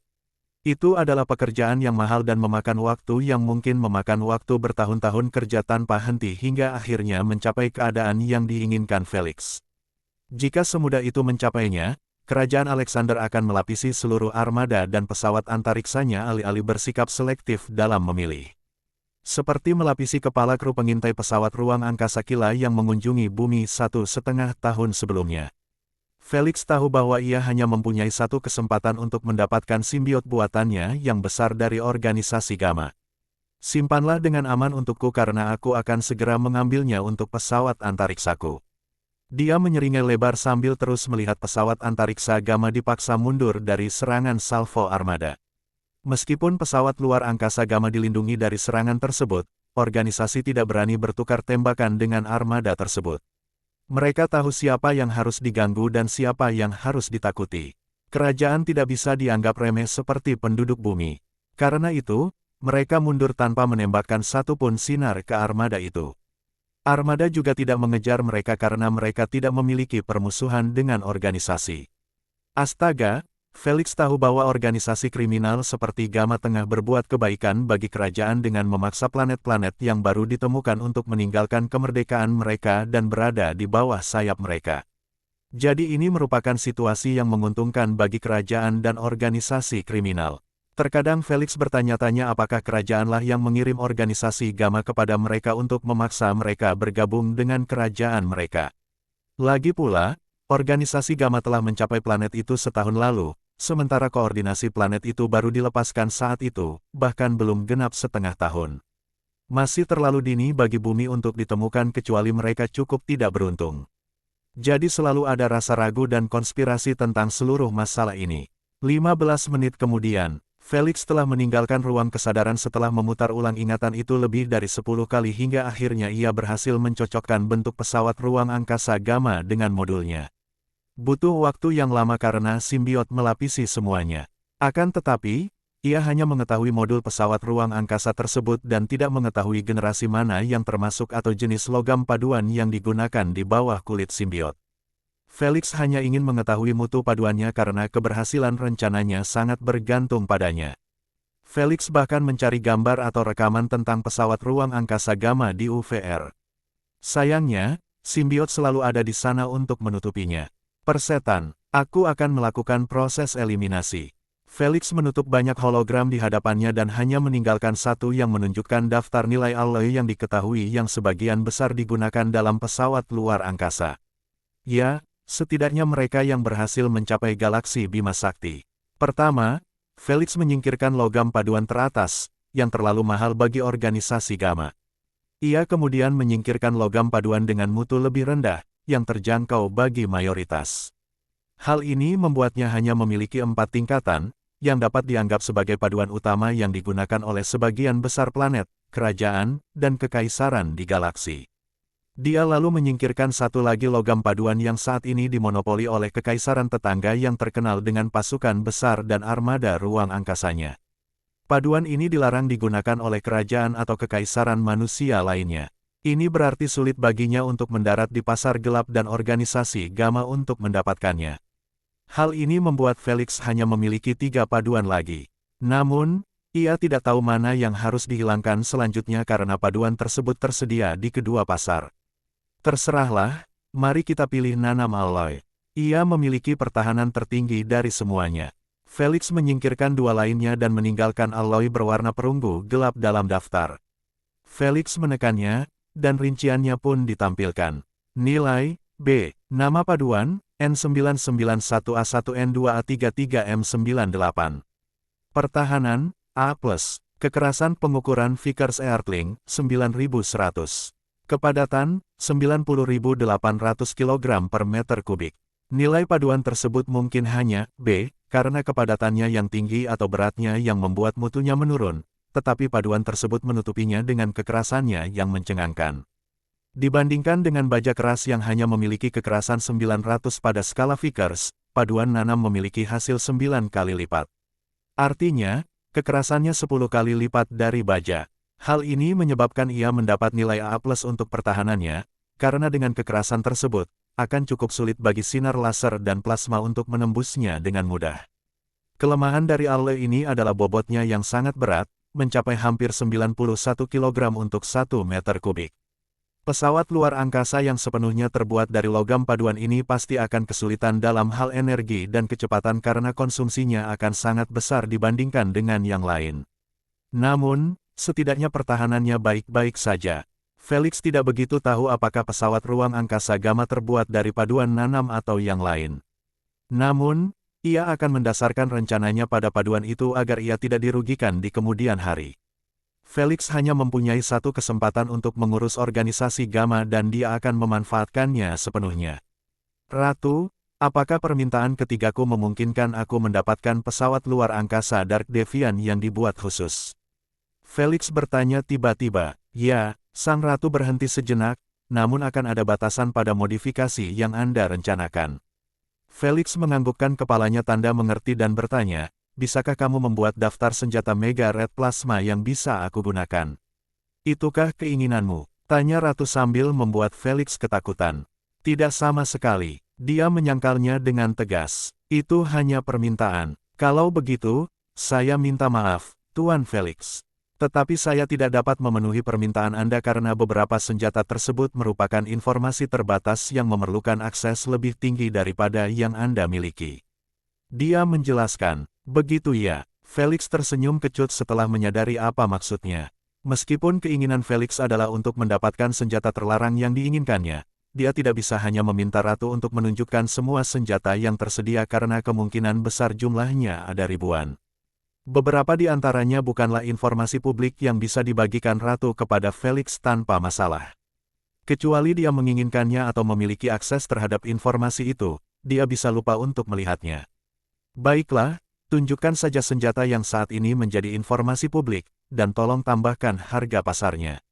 Felix mengulangi permintaannya dan kali ini ratu tidak memiliki masalah dengan membuat daftar holografik yang menampilkan senjata-senjata tersebut. Astaga! Felix tidak dapat menahan napas ketika melihat harganya yang mencengangkan, mencapai minimal 200 juta SC per senjata. Tetapi apa yang diharapkannya ketika dia meminta senjata plasma merah untuk Spaces.Tips? Senjata-senjata itu hanya berada di bawah senjata pure white plasma dalam hal daya rusak dan penetrasi. Satu tembakan dari senjata-senjata itu sudah cukup untuk meluluhlantakkan pulau Skypeal milik Felix menjadi debu. Bagus sekali. Setelah keterkejutannya reda, Felix mulai tertawa kegirangan sambil menelusuri daftar itu. Semakin ke bawah ia turun, semakin tinggi pula harga yang ditawarkan dan semakin besar pula ukuran senjatanya. Pada awalnya, mereka cukup kecil untuk ditempatkan di sisi pesawat ruang angkasa seperti meriam. Namun setelah ia mencapai dasar, senjata-senjata itu menjadi bagian terbesar dari pesawat luar angkasa sialan itu. Beberapa di antaranya cukup mengerikan hingga membuat bulu kuduk Felix merinding. Namun setelah membaca bahwa masing-masing di antaranya berharga sedikitnya 20 miliar SC, Felix dengan berat hati menggulir ke atas lagi dan memilih yang ada di tengah-tengah paket yang harganya mulai dari 400 juta hingga 1 miliar. Tak lama kemudian, ia mulai mengklik masing-masing senjata dan membaca detailnya. Beberapa senjata mampu melepaskan beberapa tembakan dan beberapa hanya dapat melepaskan satu tembakan. Beberapa memiliki konsumsi energi plasma rendah sementara sisanya melahapnya dalam setiap bidikan. Namun, Felix tidak terlalu fokus pada rincian tersebut tapi pada daya rusak senjata tersebut terhadap nanam alloy dan simbiot buatan. Felix tidak pernah punya niat untuk bertarung langsung dengan organisasi Gamma saat bersembunyi di dalam pesawat luar angkasa mereka. Mustahil untuk menyelinap masuk tanpa ketahuan karena dia tahu kulit simbiot masih menyelimuti bagian dalam kapal. Artinya, saat kakinya menginjak sana, Ai akan mengenali bahwa dia adalah orang luar. Bahkan jika Felix entah bagaimana berhasil berakhir di dalamnya, bagaimana dia bisa bertarung melawan anggota organisasi Gamma ketika mereka semua minimal berada pada puncak garis keturunan tahap kedua. Astaga, Tuan Gamma terkenal sebagai Bloodliner tahap 3 yang hebat. Itu baru kekuatan Bloodliner di dalam, belum lagi senjata yang akan diarahkan padanya dari segala arah. Felix sama sekali tidak mempunyai peluang menang melawan mereka kecuali dia terjebak dalam integrasi dan bertemu mereka di luar pesawat luar angkasa mereka. Bahkan mempekerjakan Bloodliner tahap keempat puncak untuk melakukan perbuatan itu baginya tidak akan berhasil. Oleh karena itu, Felix tidak pernah berencana bermain adil tetapi sekotor mungkin. Apa yang lebih kotor daripada diam-diam mendapatkan koordinasi pesawat luar angkasa mereka tepat di bawah hidung mereka dan menggunakannya untuk mengirimkan sinar plasma merah yang merusak dari atas. Jadi ketika Tuan Gamma dan yang lainnya bersiap untuk memulai kekacauan awal di planet ini, Felix berencana untuk mengubah mereka menjadi debu. Rencana ini tidak akan pernah berhasil jika organisasi menyadari bahwa Felix telah memperoleh koordinasi ruang angkasa mereka. Mereka pasti akan mengubah posisi mereka dan rencananya pasti akan gagal. Oleh karena itu, kerja kerasnya yang luar biasa membuat Tuan 12 tidak curiga sedikit pun padanya. Akan tetapi, agar pesawat luar angkasa Felix yang akan datang dapat menghancurkan mereka, senjata plasma merah harus menembus simbiot buatan dan kekerasan nanam alloy secara bersamaan tanpa kehilangan sebagian besar kekuatannya. Jadi, Felix harus melakukan simulasi dengan setiap senjata untuk mengetahuinya. Dalam simulasi, ia menciptakan pesawat ruang angkasa Gamma dan menembaki mereka dengan senjata dari segala arah. Seperti yang diduga, beberapa senjata berhasil menerobos pertahanan simbiot buatan dan berhenti di nanam alloy sementara beberapa berhasil menembus keduanya. Tetapi, mereka kehilangan semua kekuatannya sehingga hampir tidak menyebabkan kerusakan pada pesawat luar angkasa tersebut. Setelah menghabiskan waktu berjam-jam pada simulasi tersebut menggunakan satu senjata demi satu, Felix akhirnya menemukan pedang penghakimannya. Tidaklah berlebihan untuk menyebutnya pedang karena bentuknya tipis dan cukup panjang. Mulut senjata berada di ujungnya.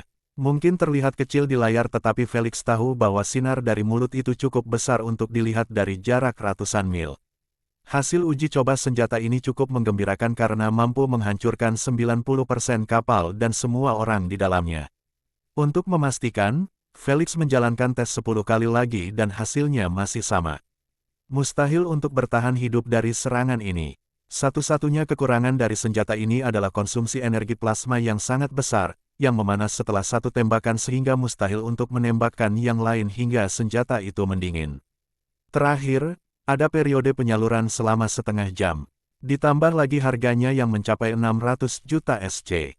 Namun, Felix bahkan tidak gentar ketika ia meminta, "Ratu, aku ingin memiliki sebuah kapal luar angkasa Dark Deviate dengan senjata utamanya adalah Sir Divine Judgment."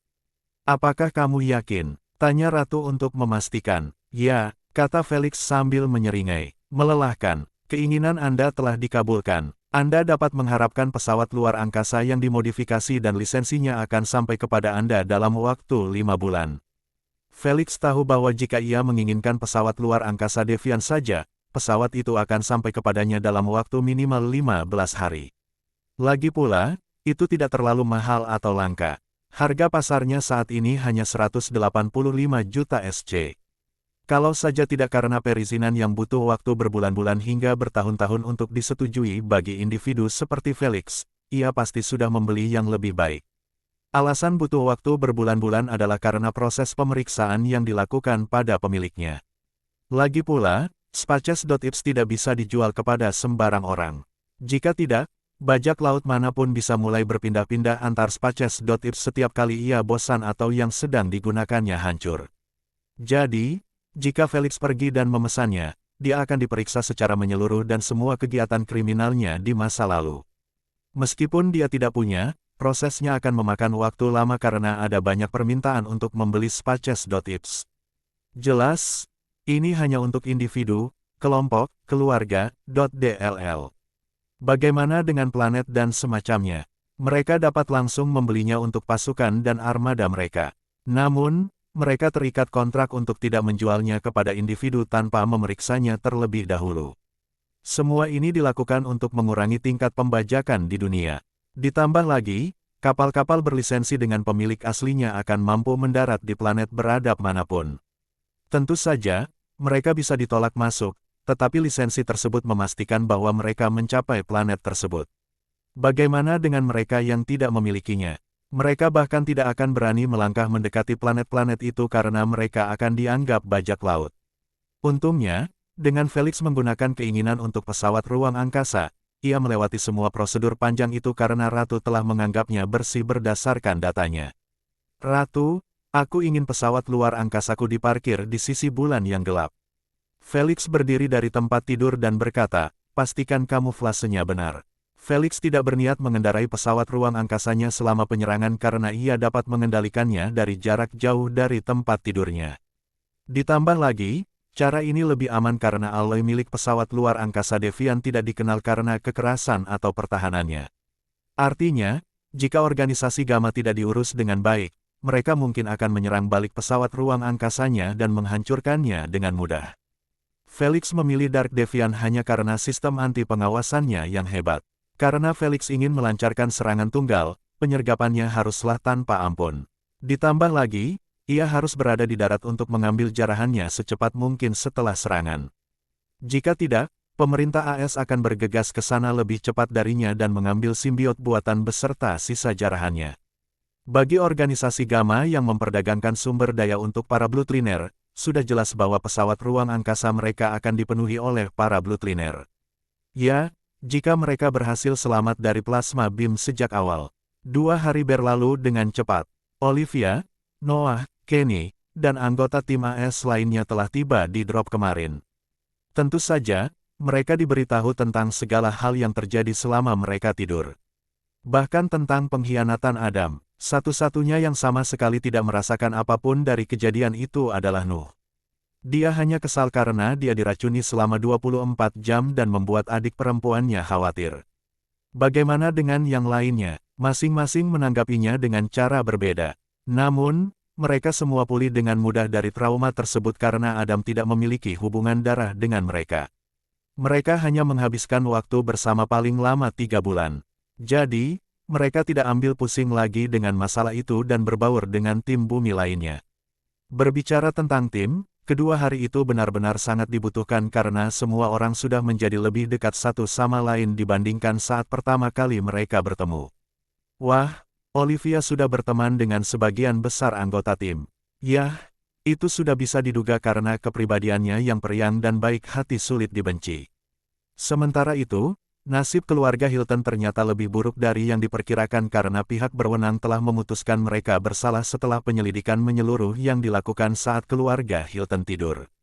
Jadi ketika mereka terbangun, mereka tidak disambut dengan ekspresi lega seperti orang lain, melainkan borgol yang dikencangkan di tangan dan tempat tidur.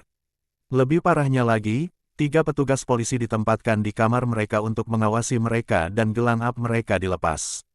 Sebelum keterkejutan akibat pemandangan itu sempat terjadi, mereka dibawa secara kasar untuk pengadilan cepat yang tidak berlangsung bahkan hingga 1 jam. Pada jam itu, para tetua Hilton dan Adam merasa dingin hati mereka dengan bukti yang dikumpulkan. Beberapa terkait dengan upaya penculikan dan sebagian besar terkait dengan skema abu-abu yang digunakan untuk aset mereka.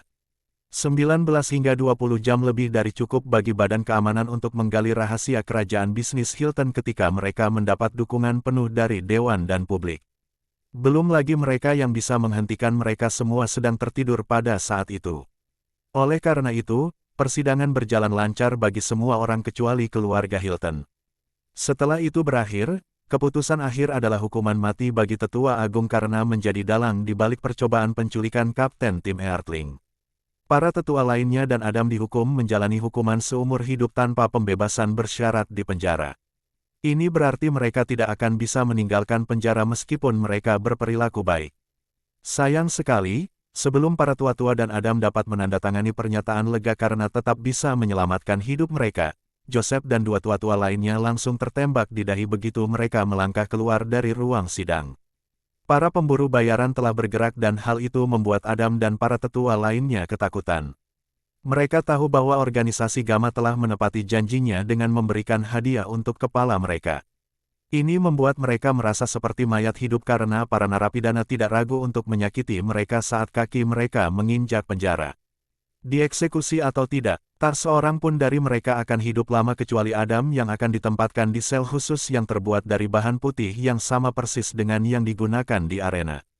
Bahkan dengan kekuatannya, dia tidak akan mampu merusaknya.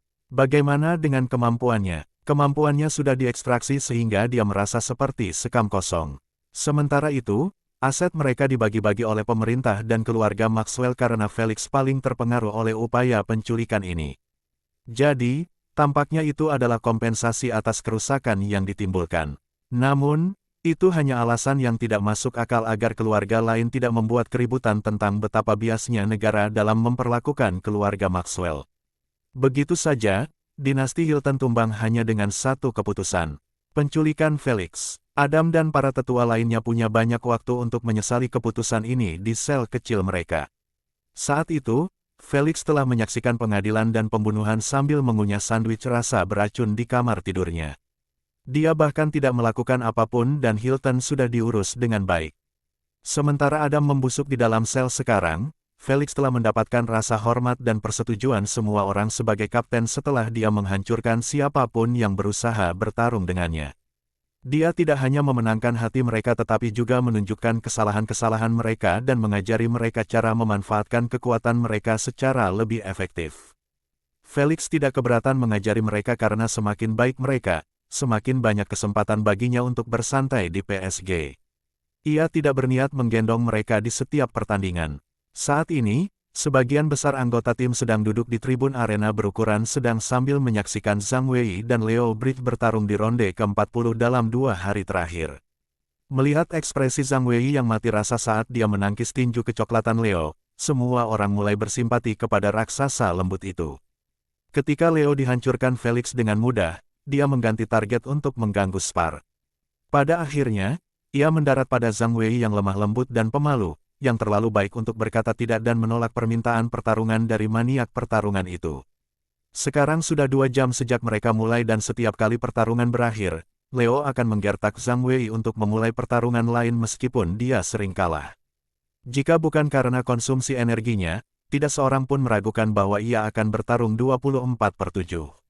Orang Australia benar-benar menakutkan. Olivia berkomentar pelan sambil duduk di sebelah seorang gadis berambut biru kehijauan yang tingginya sama pendek dengan dirinya.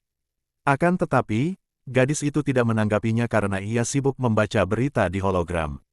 Hina, Olivia memiringkan kepalanya dan mengintip hologram Hina Suzuki.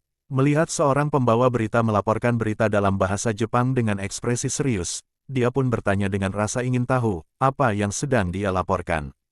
Dia mengatakan bahwa dalam 2 hari terakhir terjadi peningkatan tajam dalam laporan orang hilang dan upaya penculikan yang terjadi di Siang Bolong. Hina menjawab dengan sangat serius. Seburuk itukah? Sofia yang duduk tepat di belakang mereka menyela pembicaraan mereka dengan mata terfokus pada hologram. Dia sedang melihat grafik penculikan yang meningkat pesat dalam 2 hari terakhir. Hina menggelengkan kepalanya dan berkata dengan serius, ini lebih buruk lagi. Karena mereka yang diculik kebanyakan adalah bloodliner. Gadis-gadis itu tercengang mendengar ucapannya. Mereka tidak menyangka bahwa para bloodliner akan diculik tepat setelah percobaan penculikan terhadap Felix. Mereka berharap dunia akan menjadi lebih aman setelah melihat betapa kejamnya Dewan dalam menangani keluarga Hilton, tetapi tampaknya mereka hanya mengharapkan hal yang mustahil.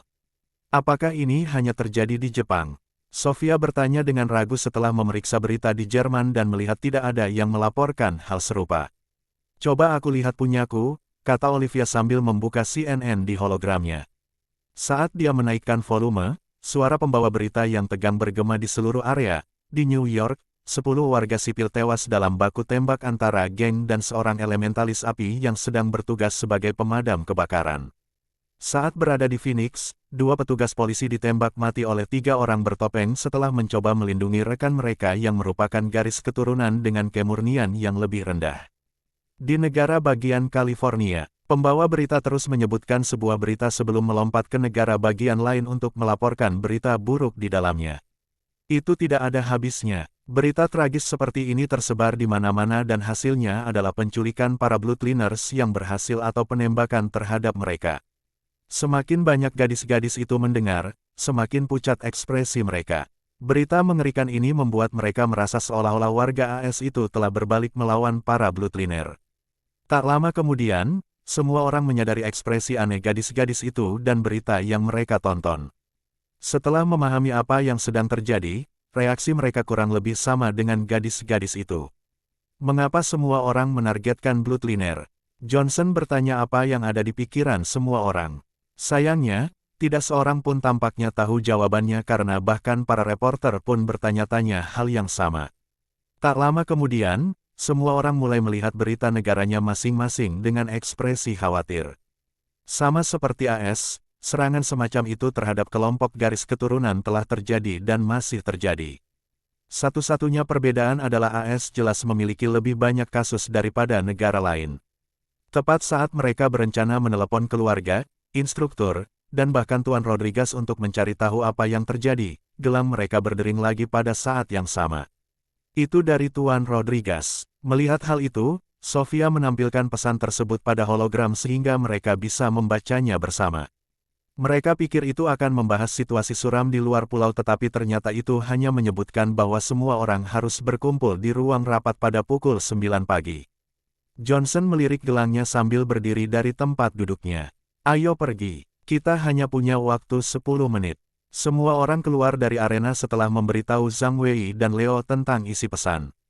Bagaimana dengan Felix dan Sylvia yang tidak bergabung dengan mereka? Mereka tidak repot-repot memberitahu mereka karena mereka menerima pesan yang sama. 2 menit kemudian, semua orang telah mencapai bangunan bulat yang menyerupai telur putih.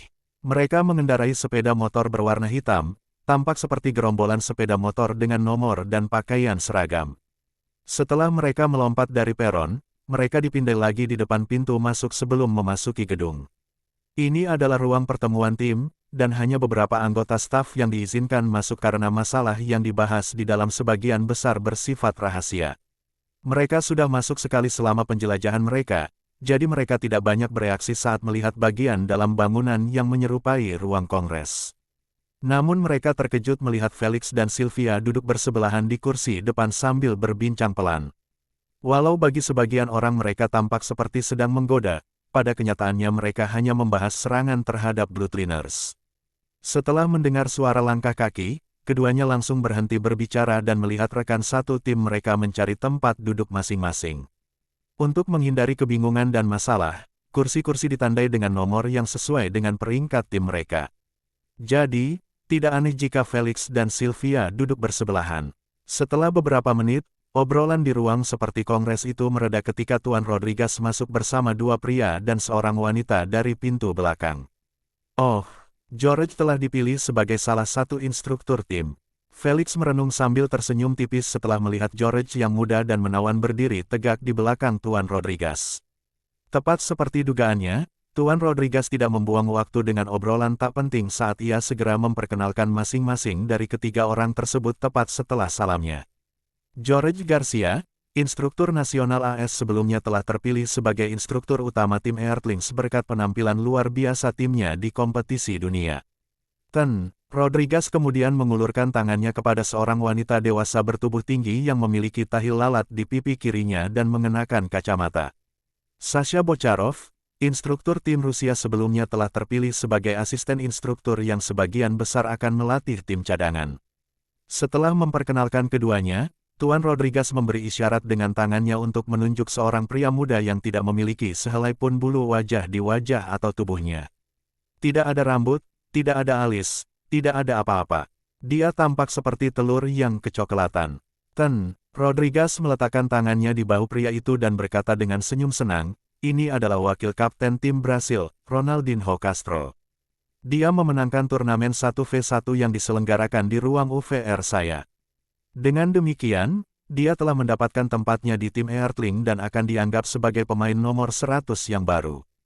Tepuk-tepuk-tepuk. Baru setelah perkenalan selesai, semua orang memberi tepuk tangan kepada anggota baru dalam tim. Sementara Rodriguez jelas gembira dengan masuknya Ronaldinho ke dalam tim karena ia juga orang Brasil. Olivia dan seluruh tim AS kecewa melihat George sebagai instruktur tim mereka. Bahkan Felix senang bahwa George terpilih. Setelah tepuk tangan mereda, ketiganya pergi duduk di tempat duduk yang telah ditentukan dan meninggalkan panggung untuk Tuan Rodriguez. Ekspresinya langsung mengeras, menghilangkan tanda-tanda kegembiraan sebelumnya. Melihat dia mulai serius, semua orang tahu apa yang akan terjadi. Saya telah menerima pertanyaan Anda tentang kekacauan yang terjadi saat ini di sebagian besar negara.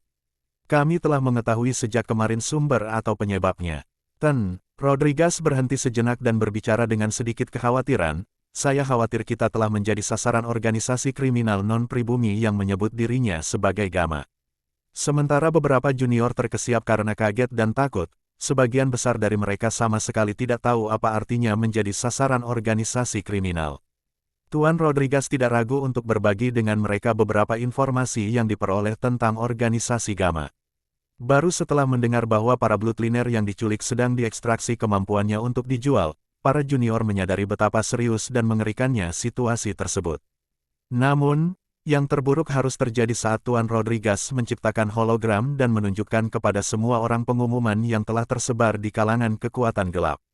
Pengumumannya singkat dan sederhana. Daftarnya panjang berisi barang-barang beserta harganya. Di atasnya, ada pengenalan tentang organisasi Gamma dan operasinya sebelumnya sehingga tidak ada yang meragukan klaim mereka. Untuk membuatnya lebih dapat dipercaya, pengumuman tersebut menyertakan beberapa tautan yang akan mengalihkan kliker ke situs web organisasi itu sendiri di web gelap dan jaringan gelap UVR. Di dalam situs web tersebut, terdapat ribuan video dan rekaman yang memperlihatkan dua pihak yang disensor tengah berdagang satu sama lain. Perdagangan yang terjadi akan membuat siapapun merasa mual karena tubuh-tubuh yang diikat dan tidak bergerak diperdagangkan untuk mendapatkan ramuan, senjata, botol garis keturunan, dan sumber daya lainnya yang mustahil didapatkan oleh rakyat jelata. Setelah Tuan Rodriguez menunjukkan beberapa video yang merusak selera makan semua orang hari itu, ia kembali menggulir daftar dan menunjuk nama Felix yang ada di bagian paling atas. Sekarang, kalian pasti sadar bahwa keluarga Hilton benar-benar berusaha menculik Felix, bukan karena perseteruan yang tidak penting, melainkan untuk menjualnya ke organisasi Gamma. Rodriguez menghela napas lega, untungnya, seorang bloodliner anonim menyelamatkannya. Namun, organisasi jelas tidak senang dengan kegagalan Hilton sehingga mereka melemparkan mereka ke hiu dan memberikan hadiah ini kepada kepala Kapten Felix agar masa tinggalnya di pulau itu tidak menyenangkan. Ekspresinya yang mengancam ketika berkata demikian membuat para junior mengerti apa yang dia maksud. Tidak seorang pun boleh menyimpan pikiran tentang Felix, tidak peduli seberapa besar keserakahan mereka. Itu akan mendorong mereka dengan baik karena hadiahnya adalah garis keturunan legendaris tingkat 1 yang dapat dijual dalam pelelangan setidaknya 100 juta SC. Jadi Felix adalah seorang pencuri uang di pulau itu. Namun, Felix nampaknya tidak terganggu oleh hal itu dan dia hanya mempertahankan senyum alaminya sambil memperhatikan ekspresi tegang semua orang. Merasa suasana mulai tidak nyaman, Sylvia bertanya dengan tenang, "Pak, apa yang bisa kami bantu?" "Tidak ada." Tuan Rodriguez menutup pengumuman itu dan berkata dengan tegas, "Saya menunjukkan informasi ini kepada Anda karena saya ingin terus memberi Anda informasi terbaru. Anda harus tahu bahwa apapun yang dibicarakan di ruangan ini harus tetap di dalam." "Tetapi, tidak ada tapi." Tuan Rodriguez mengernyitkan alisnya dan berkata, "Ini adalah situasi yang harus diselesaikan Dewan, bukan situasi kalian. Kalian punya pertempuran sendiri untuk diperjuangkan, dan mulai hari ini kalian akan mulai berlatih untuk memenangkan semuanya." Mendengar hal itu, tak seorang pun berani membantah lagi, karena Tuan Rodriguez sepenuhnya benar.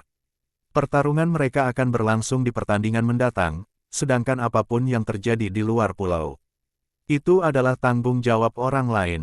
Melihat semua orang kembali fokus, Tuan Rodriguez bertepuk tangan 2 kali dan berkata, "Kita tidak punya waktu untuk disia-siakan, jadi mari kita mulai upacara penandatanganan." 3 hologram tiba-tiba muncul di hadapan semua orang. Semuanya adalah kontrak. Kalau tidak banyaknya kontrak yang harus ditandatangani sekaligus, acara ini tidak akan disebut upacara penandatanganan. Bacalah dengan saksama sebelum menandatangani. Tuan Rodriguez duduk di samping podium sambil berkata untuk terakhir kalinya, "Jika Anda memiliki pertanyaan, jangan ragu untuk bertanya." Felix memulai dengan membaca kontrak di sisi kiri yang berjudul lebih besar dari kontrak loyalitas kurang dari. Kontrak ini menyangkut setiap anggota tim karena berisi ketentuan terkait kesetiaan terhadap tim dan tidak mengkhianati tim di dalam permainan. Ketentuannya cukup standar tanpa ada yang asing. Satu-satunya ketentuan yang dipertanyakan adalah hukuman atas pelanggaran kontrak. Alih-alih menyuruh Ratu mengeksekusi para pengkhianat, ia hanya memberitahu Dewan dan mereka akan meneruskan rencananya dari sana. Setelah membaca istilah itu, Felix tak kuasa menahan diri untuk menatap Kenny yang selalu memiliki senyum hangat di wajahnya. "Terserah, waktu yang akan menjawabnya." Felix mengangkat bahunya sedikit dan melanjutkan membaca kontrak pertama. Setelah melihat bahwa itu bebas celah, dia menandatangani dan pindah ke kontrak kedua yang miring, lebih besar dari tim Earthling kurang dari. Felix tahu bahwa saat ia menandatangani kontrak ini hidupnya akan terikat dengan PSG seperti ketika ia menandatangani kontrak individual Supremacy Games. Ditambah lagi, tidak seperti dalam ISG di mana ia dapat menggunakan karakter anonim, dalam Planetary Games hal tersebut tidak diperbolehkan. Artinya, nama, umur, alamat, jabatan di tim, dan informasi lainnya semuanya dapat diakses di platform. Tentu saja, selain informasi yang sangat pribadi seperti peringkat afinitasnya, tingkat integrasi, dan semacamnya. Felix tidak keberatan menunjukkan namanya dan yang lainnya karena dia tidak punya rencana untuk bersembunyi bahkan dalam permainan planetari. Dia tahu bahwa dengan manipulasi racunnya, dia dapat terus menipu semua orang dengan mudah hanya dengan menggunakan 6 set kemampuan racun setiap kali dia mengganti garis keturunannya. Jadi, dia sama sekali tidak perlu takut jika kelainannya diketahui. Setelah menandatanganinya, Felix beralih ke kontrak terakhir yang berjudul lebih besar dari tugas Kapten Kurang Dari. Kontrak ini hanya menyangkut Felix. Karena dia adalah kapten tim, ini berarti dialah yang akan memutar format dan permainan. Selain itu, dialah yang akan membuat permintaan jika mereka memenangkan permainan. Tentu saja, organisasi ESG tidak dapat memberikan semua kewenangan ini kepada Felix. Kontrak tersebut hanya menyatakan bahwa Felix diharuskan memberikan izin untuk memutar roda, menggunakan kupon permainan, dan menyampaikan keinginan. Felix juga menandatanganinya karena dia sudah tahu tentang ini sejak lama dan dia tidak keberatan dengan itu. Keinginan itu milik planet, bukan miliknya, dan Dewan harus menjadi pihak yang memutuskannya. Disinilah suara ekstra yang didapat dari posisi perwakilan akan bersinar karena keputusan antara pemimpin negara akan berbeda dan keputusan dengan suara tertinggi akan diambil.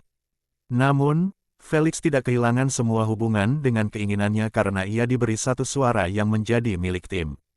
Ia juga dapat menggunakannya di Dewan.